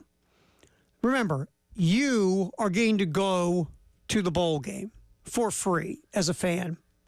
Everything's getting paid for you. What destination would you prefer out of all the bowl projections? Tampa, Nashville, Vegas, or Houston? Well, we know no one wants to go to Houston because no one ever says, wow, let's vacation in Houston. Houston's a cool city. I like it, but nobody ever yaps about it being a vacation destination. Right. We had a tie at the top, 32% Vegas and Tampa, 30% Nashville. I don't think we've ever had a poll that has been that close where it's almost a three-way tie. Yeah. For me, because I haven't been to Vegas because, again, I'm scared of what I would do. And now as I'm older, I'm just going to fall asleep probably at the blackjack table at 11 o'clock. I would love to go to Vegas, but I really want to go to Nashville. I've already been to Tampa. I really want to go to Nashville. Sure. That's a bucket list stop for me because I've heard so many cool things about Nashville. I just like to go. I want to go sit in the Bluebird Cafe and watch songwriters play their music Yeah, totally. and knock down a Modelo or a Corona because I love Corona. That's what I want to do. So that was pretty interesting Twitter poll. Very nice work by you, like always, voting for our little silly Twitter polls. Thank you very much. All right, I've got to go disappear for a few minutes. Tyler's going to take over. What's trending at 2? We're going to talk about Lamont Paris and the Carolina basketball team doing what you need to do to Towson last night. Tyler will get into that and some player sound from Gamecocks football coming up on What's Trending at 2.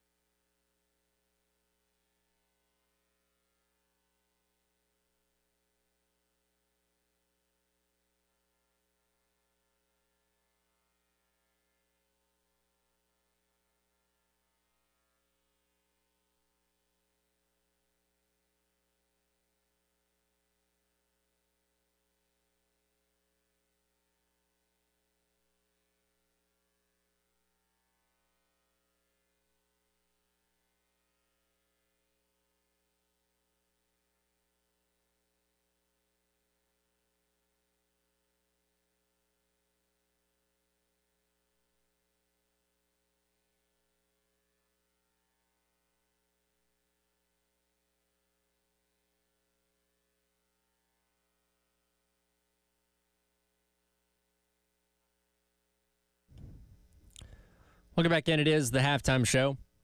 It's all right. Terry Ford along with you on your Wednesday here on the game. It is time for what is trending at 2. Of course, big news last night was the release of the latest college football playoff top 25 as South Carolina found their way in. Number 21, first time being ranked since that Missouri, all consecutively at 21, 22, and 23. Still a great opportunity for a lot of SEC teams to get in to the 12-team playoff. One matchup this weekend that's going to decide a lot of things is Tennessee going on the road to Georgia on Saturday, and what is, in a way, many think a de facto elimination game for Georgia, as they already have 2 losses and certainly cannot afford a third one if they want to keep their hopes alive in the college football playoff race. Interesting nugget for this game, though, the unknown status of Nico Iamaleava, the quarterback for Tennessee, who did get injured last weekend with a concussion against Mississippi State. And this was first kind of put out there by Chris Falica, the Bear, formerly of College Game Day, now working with Fox Sports, talking yesterday on where the intel that he's receiving suggests that Nico will not be available this Saturday for Tennessee when they take on Georgia. Night game, 7:30 on ABC out there in Athens. And that's obviously a huge disadvantage for Tennessee. Gaston Moore's the backup quarterback, senior that's just not played a whole lot of snaps in his time there, and is certainly not the same quarterback as Nico. And remember a couple weeks back when they were playing Alabama and Nico went out for a play or two, or however long it was, and Gaston Moore came in and immediately threw an interception. So Jordan Travis gets hurt late in the season. They're suddenly without him, and they deem, well, Florida State is not the same team without their starting quarterback, and because he was out for the rest of the year, they deemed, well, they're not going to be allowed in the college football playoff because we don't think they can hang with these other teams. In this instance, it's a concussion that you would assume Nico's going to be able to come back to pretty quickly. So if he does miss this game, he comes back in the next couple weeks, and Tennessee is still able to trot him out there for the playoff about a month away from now. How does the committee view that, right? So let's just say with Gaston Moore at quarterback, Tennessee goes into Athens and loses by 2-3 touchdowns, right? And we say, okay, well, that is an instance of a team down at starting quarterback going on the road in a tough environment against another ranked team that would then say, well, do you really count that loss against them? Because because they're down their starting quarterback. So, how would the committee view that, right? Sorry, and apologies if you can hear an alarm going off here in the studio. I don't know what is happening, but we're powering through it. How'd they view that, right? Because you shouldn't really knock a team especially if they make the game close and competitive. Like, how do you drop them? Do you keep them at number 7, just saying, well, if they would have had Nico, they probably would have won that game, right? Like, how do you view that? And the same way, on the flip side of things for Georgia, if you beat a Tennessee team that's down Nico, how valuable is that win? Do you suddenly vault into the top 10 because of that win, or do you say, you didn't beat Tennessee at their strongest, we're going to keep you at 12? Because right now, if the playoffs started today, Georgia would be out because of the fact that Boise State, being the assumed group of 5 representative, is at 13. They would jump into the top 12 because of their automatic qualifier. So Georgia is the first team out as of right now, followed by SMU.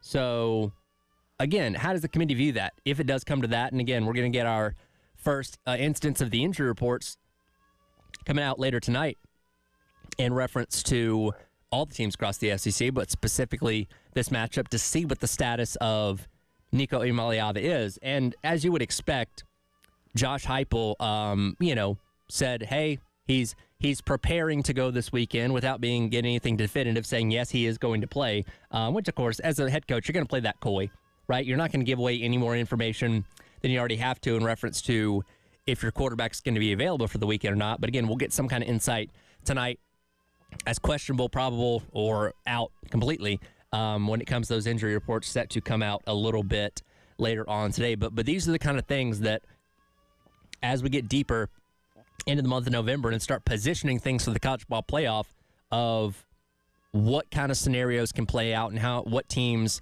had the opportunity to still play their way in. As of right now as well, I think it's intriguing to look at where the SEC standings are. because if the season ended today, the regular season, Tennessee and Texas A&M would be playing for the conference championship. They are the both two teams at 5-1. Now, Texas also has one loss, but has played one less game, so they're currently behind. But those teams, obviously, Texas A&M and Texas will play each other coming up here after Thanksgiving, likely, very likely, to determine the spot in the SEC championship game for the right to go and play for a potential spot to get a first-round bye in the college football playoff. And outside of that, I don't know what happens, because here's the thing. Texas has a tough game against Arkansas this weekend. They could lose that, and they could still beat A&M in a couple weeks. Well, now both those teams have 2 losses. Tennessee could lose against Georgia and win out the rest of the way. Now they suddenly have 2 losses. There's a plausible scenario, I believe, where you could actually have 8 teams, 7 or 8 teams, all sitting with the identical records in the SEC at 6-2. And from then, we got to get into all the tiebreaker scenarios and figure out head-to-head and combine conference opponent records and all those kind of things. And it's a whole mess. We kind of knew going into this new era of college football with divisionless formats that these things were possible. I don't think we foresaw a lot of complications in year number 1, but it's certainly looking like that could be the case. And in the SEC, how do you split hairs with that? Again, you're only using the tiebreakers to determine who is going to Atlanta, but in terms of the committee ranking things to determine who's going to get in the playoff, I mean, would they really look at the playoff, the SEC standings, and say, wow, hey, Ole Miss is higher than Alabama, so we're going to put Ole Miss in over Alabama or something along those lines? That could certainly happen. I don't know. It's kind of getting into a messy situation that I'm interested to see how this all ends up playing out in terms of these last couple weeks, and if chaos continues to happen across the SEC and seeing where that ultimately ends up. Speaking of the SEC, yesterday, the Oklahoma president, Joseph Harris, as well as athletic director, their athletic director gave a vote of confidence to Brent Venables. President said, "We all get emotional during the course of the season. What's unwavering is the commitment to him. This is a new era for us, but it's also a new era for college athletics, and there's going to be a lot of adjustment, and there's going to be a lot that takes place. As far as my commitment to Coach Venables, it's 100%. Now, there's a difference between saying that and putting it out on, a written statement like Scott Strickland did last week for Florida. And much like Scott Strickland, he didn't say he's definitely our coach in 2025.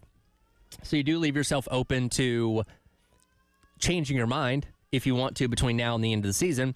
But I kind of look at where Brent Venables sits right now. This season has not gone well at all. They're 5-5. They're 1-5 in league play. Very nearly won against Missouri the other day in that crazy game out there in Como. But still, season's not going well overall. Jackson Arnold has not panned out to be the quarterback that anybody thought he was going to be as a redshirt freshman or sophomore, whatever he is now, and they're struggling. That being said, Oklahoma is one of those programs that has such a long lineage of great coaches and coaches that achieved a lot over a long period of time. I don't think they're the program to necessarily have the quick trigger, right? Like a Florida's had in the past, like a Tennessee's had in the past. Oklahoma with the Barry Switzers and the Stoops and Lincoln Riley had success while he was there. They give coaches time, right? At least that's what the examples have been in years past. And I think they're going to give Brent Venables time. Now, he's going to have to really assess things this offseason. They've obviously made the change of the offensive coordinator spot. And he's going to have to bring in some different talent in the portal in the offseason, which he tried to do with his offensive line this past year, just didn't end up working, because next year, that flame's going to be turned up. You can have a Mulligan-type year at Oklahoma, given the fact you came off of a 10-win year, but you started trending the wrong direction again next year. Well, they're not going to waste any time saying, you know what, I think we need to move on here. I think we need to do something different. And they got to get it in gear. And you have to decide this offseason, if you're Brent Venables, is this Jackson Arnold what we want, or do we need to go out there and get somebody? And it probably doesn't help the case that you're looking at the guy that was your quarterback that's playing for the number one team in the country now and very likely could be holding the Heisman Trophy in a month's time in New York City. And again, Brent Venables didn't shove him out the door, but he wasn't exactly on his knees begging for him to stay either, based on how we've read all that went down.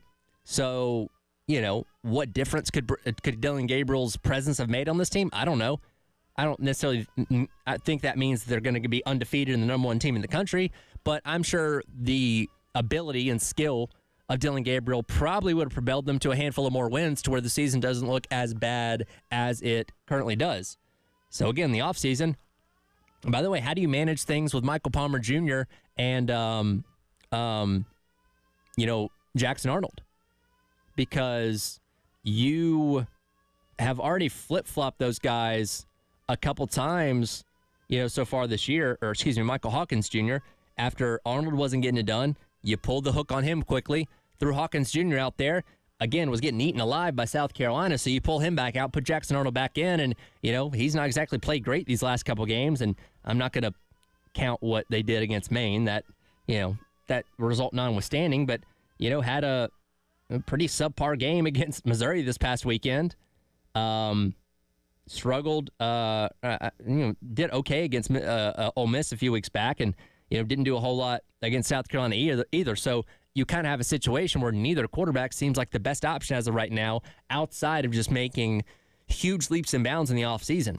And the question becomes okay, have you angered both quarterbacks from the flip-flopping, or neither one of them wants to be part of your program anyway?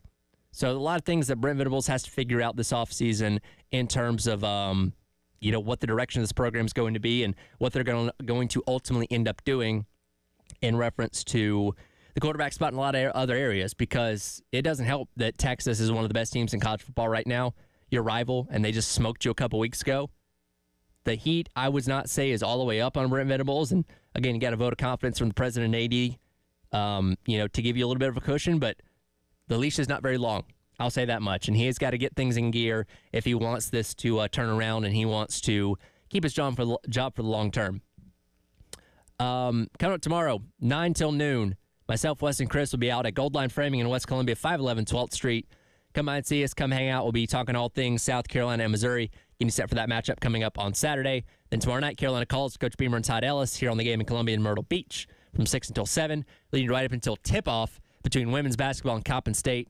Pregame coverage for that will start at 6:30 on our sister station, ESPN 1320 WISW. Speaking of basketball, men's team in action last night. We'll hear what Coach Bears had to say after they picked up the 26-point victory over the Towson Tigers. That's coming up next. It is the Halftime Show. Tyler Head along with you on your Wednesday here on the game.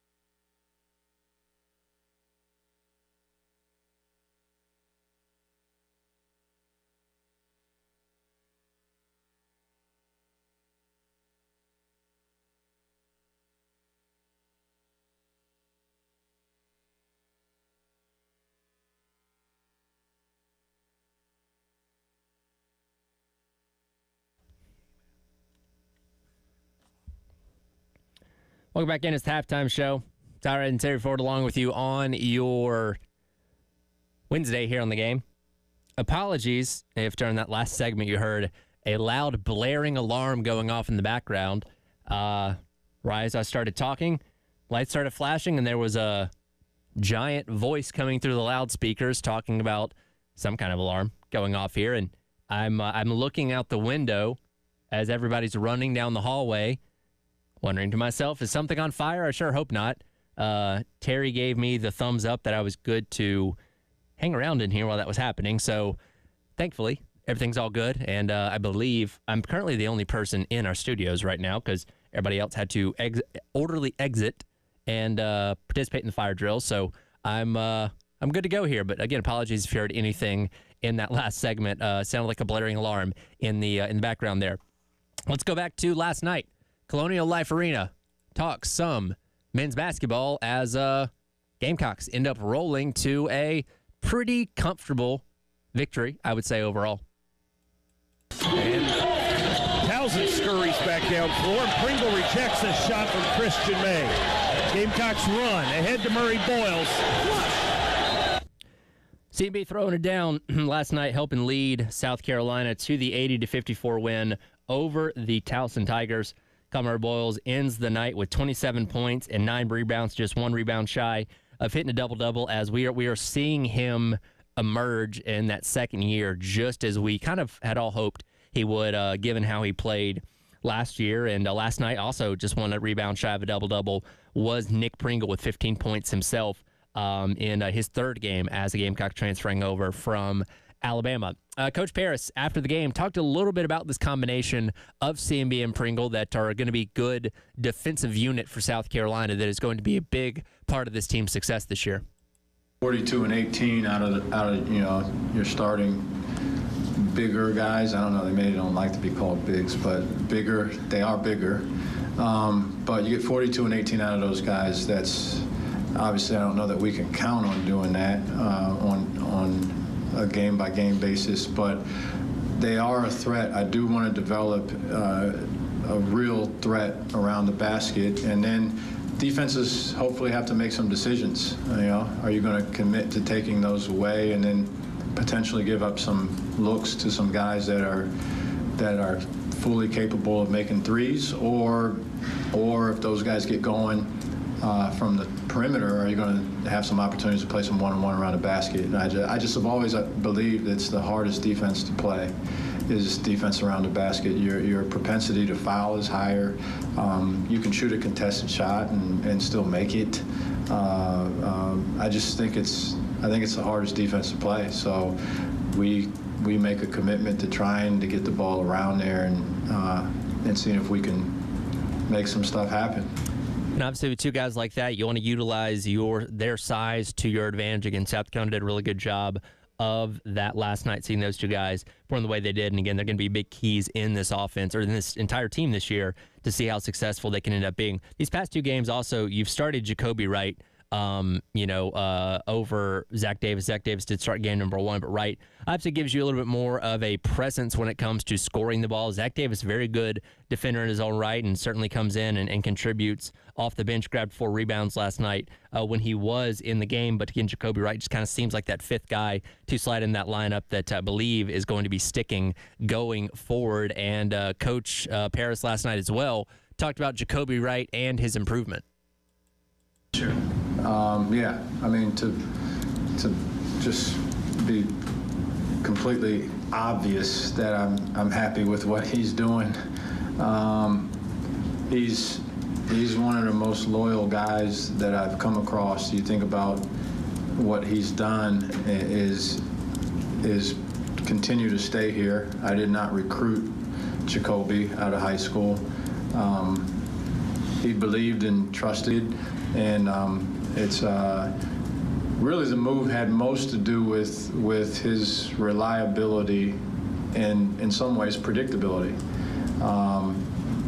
And so that's where his opportunity came, and then he's made the most of it, being out there. He's played minutes, reviewing technical fouls, and giving one to the coach of Towson and all this kind of stuff. Like, what are we doing, guys? Come on, this is a blowout. These games should be wrapped up in a tight 2 hours, if not less. and let's get on with our lives. But again, that officiating crew does not seem to like to play games that way. And again, it gives you more confidence coming away. Another win. Get set to go on the road this weekend against a tough Indiana team up there in Assembly Hall that is really going to give you a good litmus test to see where this team is early on in the season, which I like putting that on the schedule this way. And look, it doesn't kill you if you lose that game, obviously, and you still have the North Florida loss that's going to hang over you this year, but you are playing a little more efficient with a little more effort than you did in game number one. Some things still need to be cleaned up. I didn't love the turnovers coming out of the gate in the first half of both sides last night. It just seems like Carolina, it takes them a few minutes to kind of get their feet underneath them. And again, you can do that against a team like Towson and not really pay for it. But when you get against the Indianas, and certainly once you get into conference play, those kind of things will come back to bite you. It can find yourself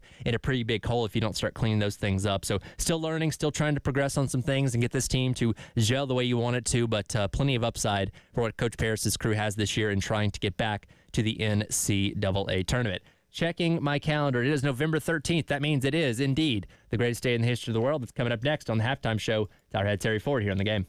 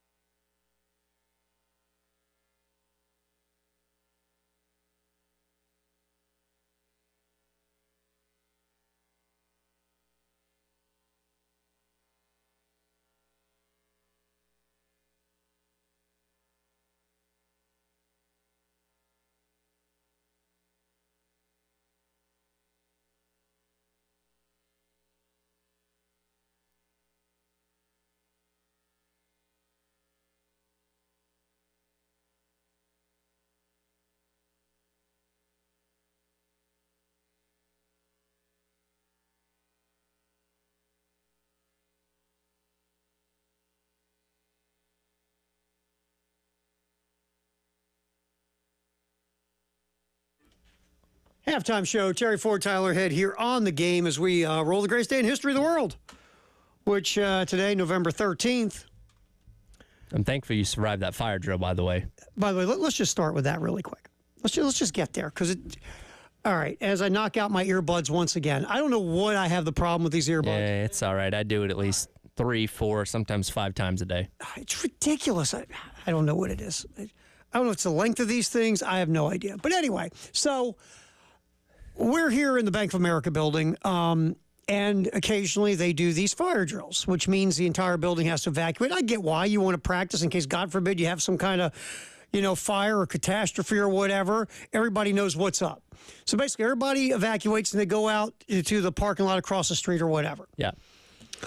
But for our purposes, we have to stay on the air, and we're a network, so we just can't punch a button and go to Xfinity Sports Radio and peace out. We just can't do that. So we did rock, paper, scissors, and Tyler and I took the short straw, so we stay here while everybody else runs to safety. Now, we're on the air. We have to be on the air. So Tyler's on the air, and while I have to do, again, not boring you, but give you a little behind the curtain, I have to do a corporate phone call every other Wednesday from 2 to 2:30. Yep. Because that's what we have to do. We just do. That's life. So, okay, Tyler, got the corporate phone call, and we, okay, this, or this, and we'd say, okay, we'll do, because what's trending at 2, so Tyler gets ready, what's trending at 2, and I go down the hall, then all of a sudden, woo, woo, boo, woo, boo, evacuate the building. It sounds like the robot from Lost in Space. Yeah, a little bit. And so the thing you heard in the background was the fire drill going on for what felt like hours, while Tyler tries to do what's trending at 2. I'm down the hall doing this corporate phone call. And basically it's chaos at high level. And we apologize if you listen to that in the background and go, what in God's name is that annoying noise behind Tyler? Now you know. There you go. There you go. A little peek behind the curtain. So, again, thanks for putting up with that. It's not, but with the door shut, it wasn't bad. I walked out in the hall real quick when it first started. Yeah, because there's no speaker in here for that. I could see the lights flashing and hear it kind of faintly, and they say these walls are soundproof. They're not soundproof, They're not. But Yeah. I could hear it muffled. But even still, when you're trying to talk to yourself and you have this disembodied voice repeating the same phrase over and over again, it's like, okay, you're losing your train of thought. Right. And the other thing about it is, again, you're trying to do what you're trying to do, and the siren's going off, and the voice repeats over and over about evacuate, or whatever. Because it's the drill that they're testing for the real. Yeah. If it, God forbid, would happen. Which I'll say, we have the easiest evacuation plan. We're on the first. We're on the first floor. We just go out the front door. It's not complicated. The first year they did it earlier in the day, and I was on the 19th. Oh. Because you can't use the elevator. By the way, how have we not invented an elevator that can work in a fire? Because if I'm thinking the purpose is an elevator to get you from one floor to the next pretty quickly, I would think I'd want to be able to move pretty quickly in a fire instead of going down 20 flights of steps. Well, first of all, watching everyone go down the flights, because you have people that are in better shape than others. Sure. And if you're flying down a lot of flights, there's some people who are going to be left behind. That's a risk we're willing to take. Hey, you know what?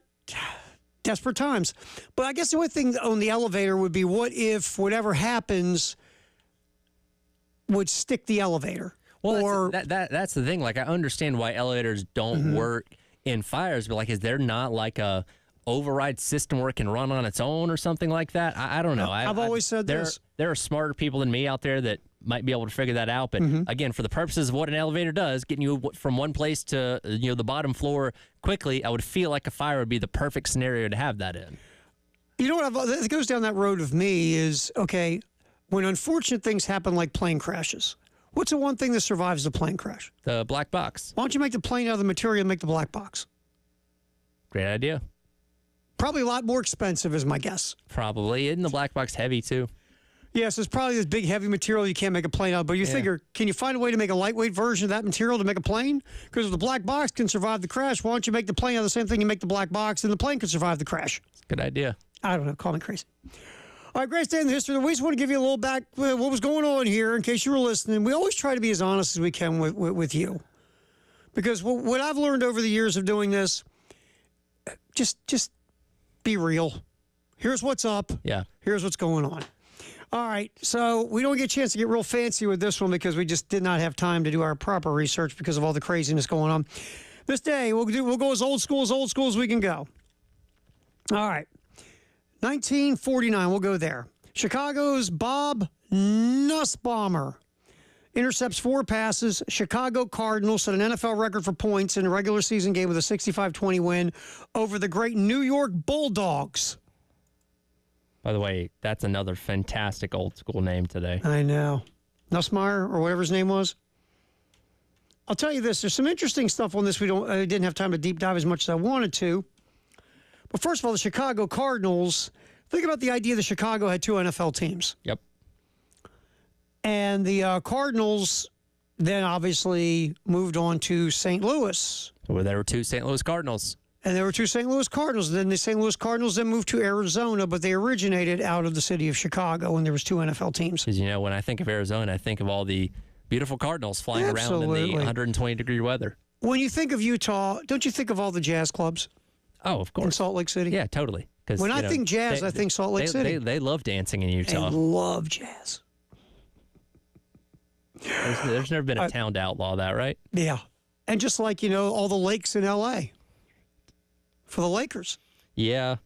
Because they started the Minneapolis Lakers, and Minnesota is the land of, 10,000 lakes or whatever. Because you think about it, like the Houston Oilers moved to Tennessee and were briefly the Tennessee Oilers, and they're like, not a lot of oil in Tennessee. This name doesn't make sense. Let's try something else that does make sense for this city or state, and they came up with Titans.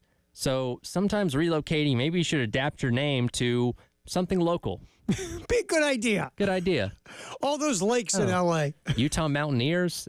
You got mountains, right? Uh-huh.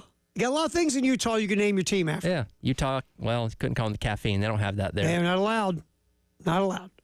All right. And the other part of that interesting little story was an NFL team called the New York Bulldogs. You're like, what? Team began in 1944 as the Boston Yanks.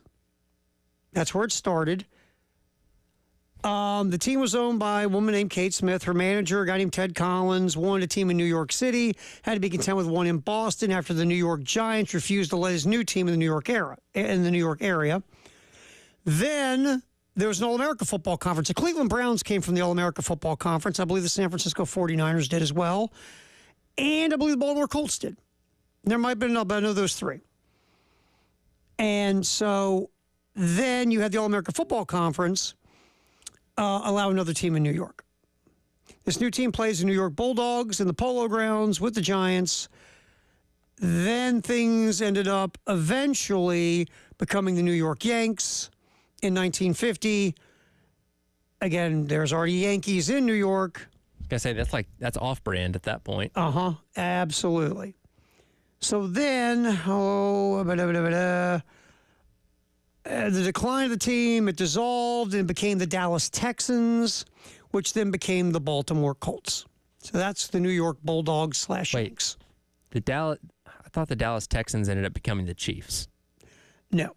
No? No, the Dallas Texans became the Baltimore Colts. That's the way that baby worked. And the Chiefs were what were they? They were another one that came from. They were a team in Texas. Yes, and I'm trying to remember that one. We'll have to look up. That's another rabbit hole we'll go down. By the way, what happened to the Baltimore Colts? They became the Indianapolis Colts. Well, no, honestly, I'm from Baltimore. The Baltimore Colts disappeared. They just disappeared in the middle of the night. They just dissolved. Yeah, they just never existed. Don't know what happened to them. It's like poof, they were gone. It's really weird. We have to see whatever happened to them. All right, so that's our old school reference we like to do every day. All right, also greatest day in the history of the world. This was a thing. 1982. Southern Miss beats Alabama 38-29 for the Tide's first loss in Tuscaloosa since 1963. That broke a 57-game winning streak at Bryant-Denny Stadium, and that was a humongous victory for Southern Miss. What year was that? 1982. What year was Bears last year? 1980. Was it 4 or 5? Sounds about right. Yeah, somewhere in there. All right, also greatest day in the history of the world this day in 1992. Riddick Bowe wins the World Heavyweight Championship with a unanimous decision over Evander Holyfield. Feels like Evander Holyfield fought for 50 years. Yeah, pretty much. Doesn't it? I feel like Evander Holyfield fought Muhammad Ali, Joe Louis, Rocky Marciano. Evander Holyfield losing to Riddick Bowe. By the way, speaking of boxing, you jacked for Jake Paul and Mike Tyson this weekend? No. Not in any way, shape, or form. Jake Paul's fighting a 57 or 58-year-old man. It's not very compelling to me. But I'll be honest with you, as much as I don't care, and I don't, because there's part of me that thinks this whole thing's rigged anyway, I am hoping Mike Tyson, because really, look, Mike Tyson shouldn't be able to keep up with, how old's Jake Paul, 25, 27, whatever? He's around my age, late 20s. Yeah. If you can't outmaneuver an almost 60-year-old man, you're pathetic. I'm just hoping Mike Tyson catches him with one of those rights. I think that's what most are hoping for. Just one right that knocks Jake Paul unconscious for at least 3 years would be really nice.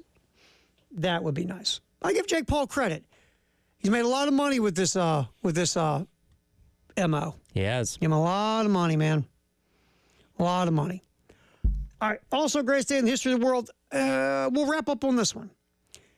2005, longest play in NFL history, Chicago defensive back Nathan Vasher returns a missed field goal, 108 yards for a touchdown on the final play of the first half in a 17-9 win over the 49ers.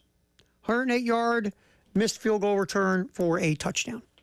So if he would have taken another step back, he would have had 109, which wouldn't be able to be beaten. You couldn't screw with it, couldn't touch it. Now, at that point, are we like measuring blades of grass? Like, well, this was 109.3 yards. This was It would have to be, 109.4, right? Right. Because you can't go any further back. No. Where you go, 109.9? Or I guess point. 99, whatever. Yeah, talking feet. You could always get up to the last inch, I guess. Then we're reviewing if he stepped out of bounds or not, and it's a touchback. Wouldn't that suck if you take that kickoff, they take a missed field goal, like 109 yards, you make it, and then they find out that the back of your heel clipped the white? Man. How much would that stink? All right, Firehouse Sub Text the Hour. We'll look at our Twitter X poll as well, 803-404-6100 halftime show. Terry Ford, Tyler Head rolling for a few more minutes, and then the post-game show with Jay and Elijah on the game.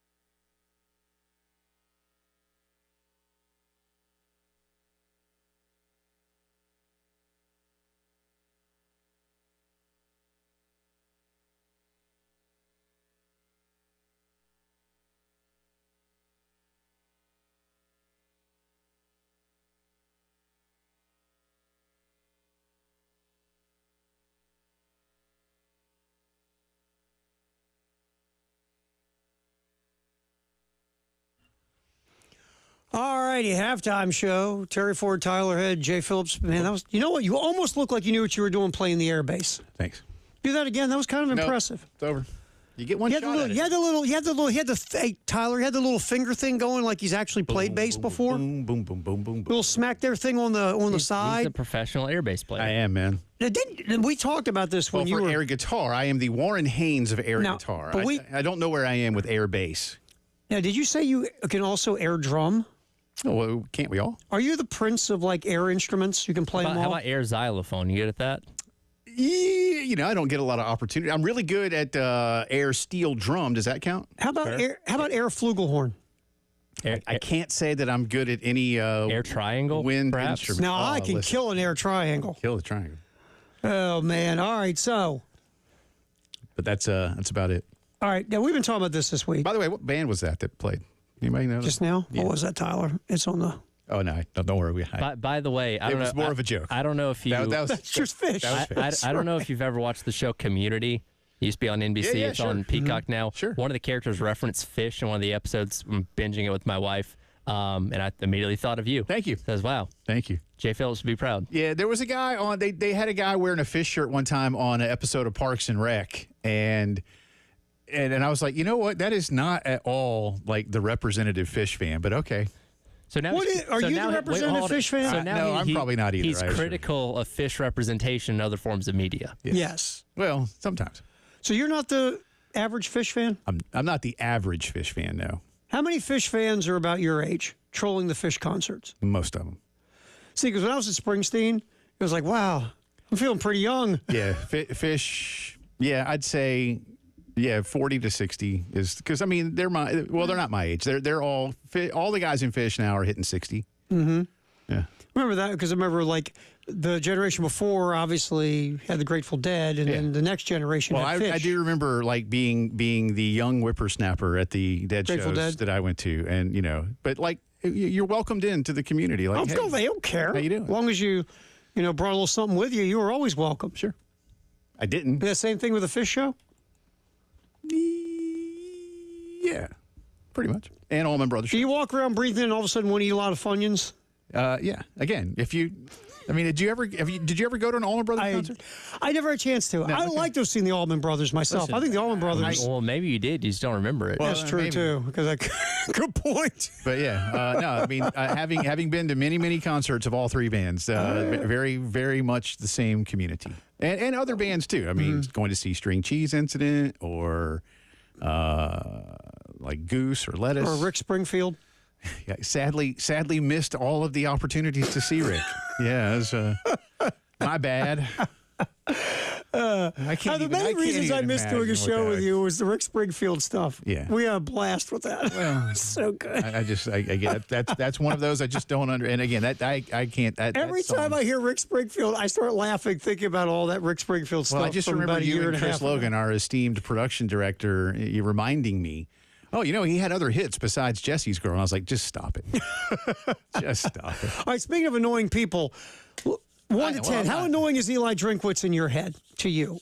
Jay Phillips, how annoying is Eli? Well, you know what? I won't be one of those guys, right? So I'll just go straight up 10. I won't go 11 or 12. I'll just tell you 10.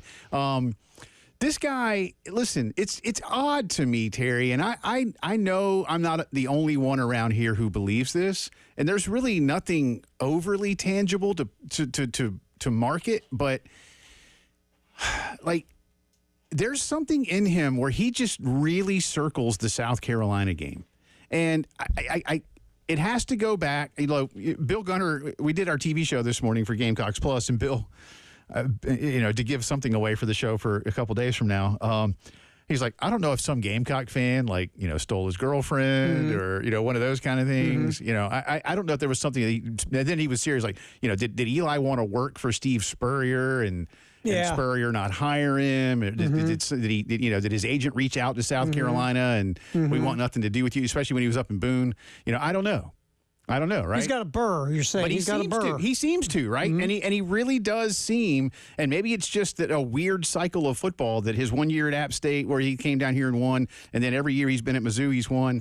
He's working on this would be number 6 if he pulled it off, right? But even when and even when you watch the games, like you really do seem to see a little extra game planning and preparation and ways to throw South Carolina off. And to me, to be serious for a second here, that's going to be this weekend. He's going to just do everything he can to out-scheme South Carolina. And that's typically how a guy like that's going to take his teams to the next level anyway, because he doesn't have the same talent levels as a Georgia, Bama, et cetera. So, but he just doesn't like South Carolina, and South Carolina doesn't like him. That was your mutual hate. Time to win. What do you got coming up here with Jack Beltry's going to join us. We got a lot of the coordinators, and we'll certainly delve into the CFP. All right. Nice job, Tyler. We are done. Halftime show, postgame show next with Jay and Elijah here on the Game in Columbia, Florence, and Myrtle Beach.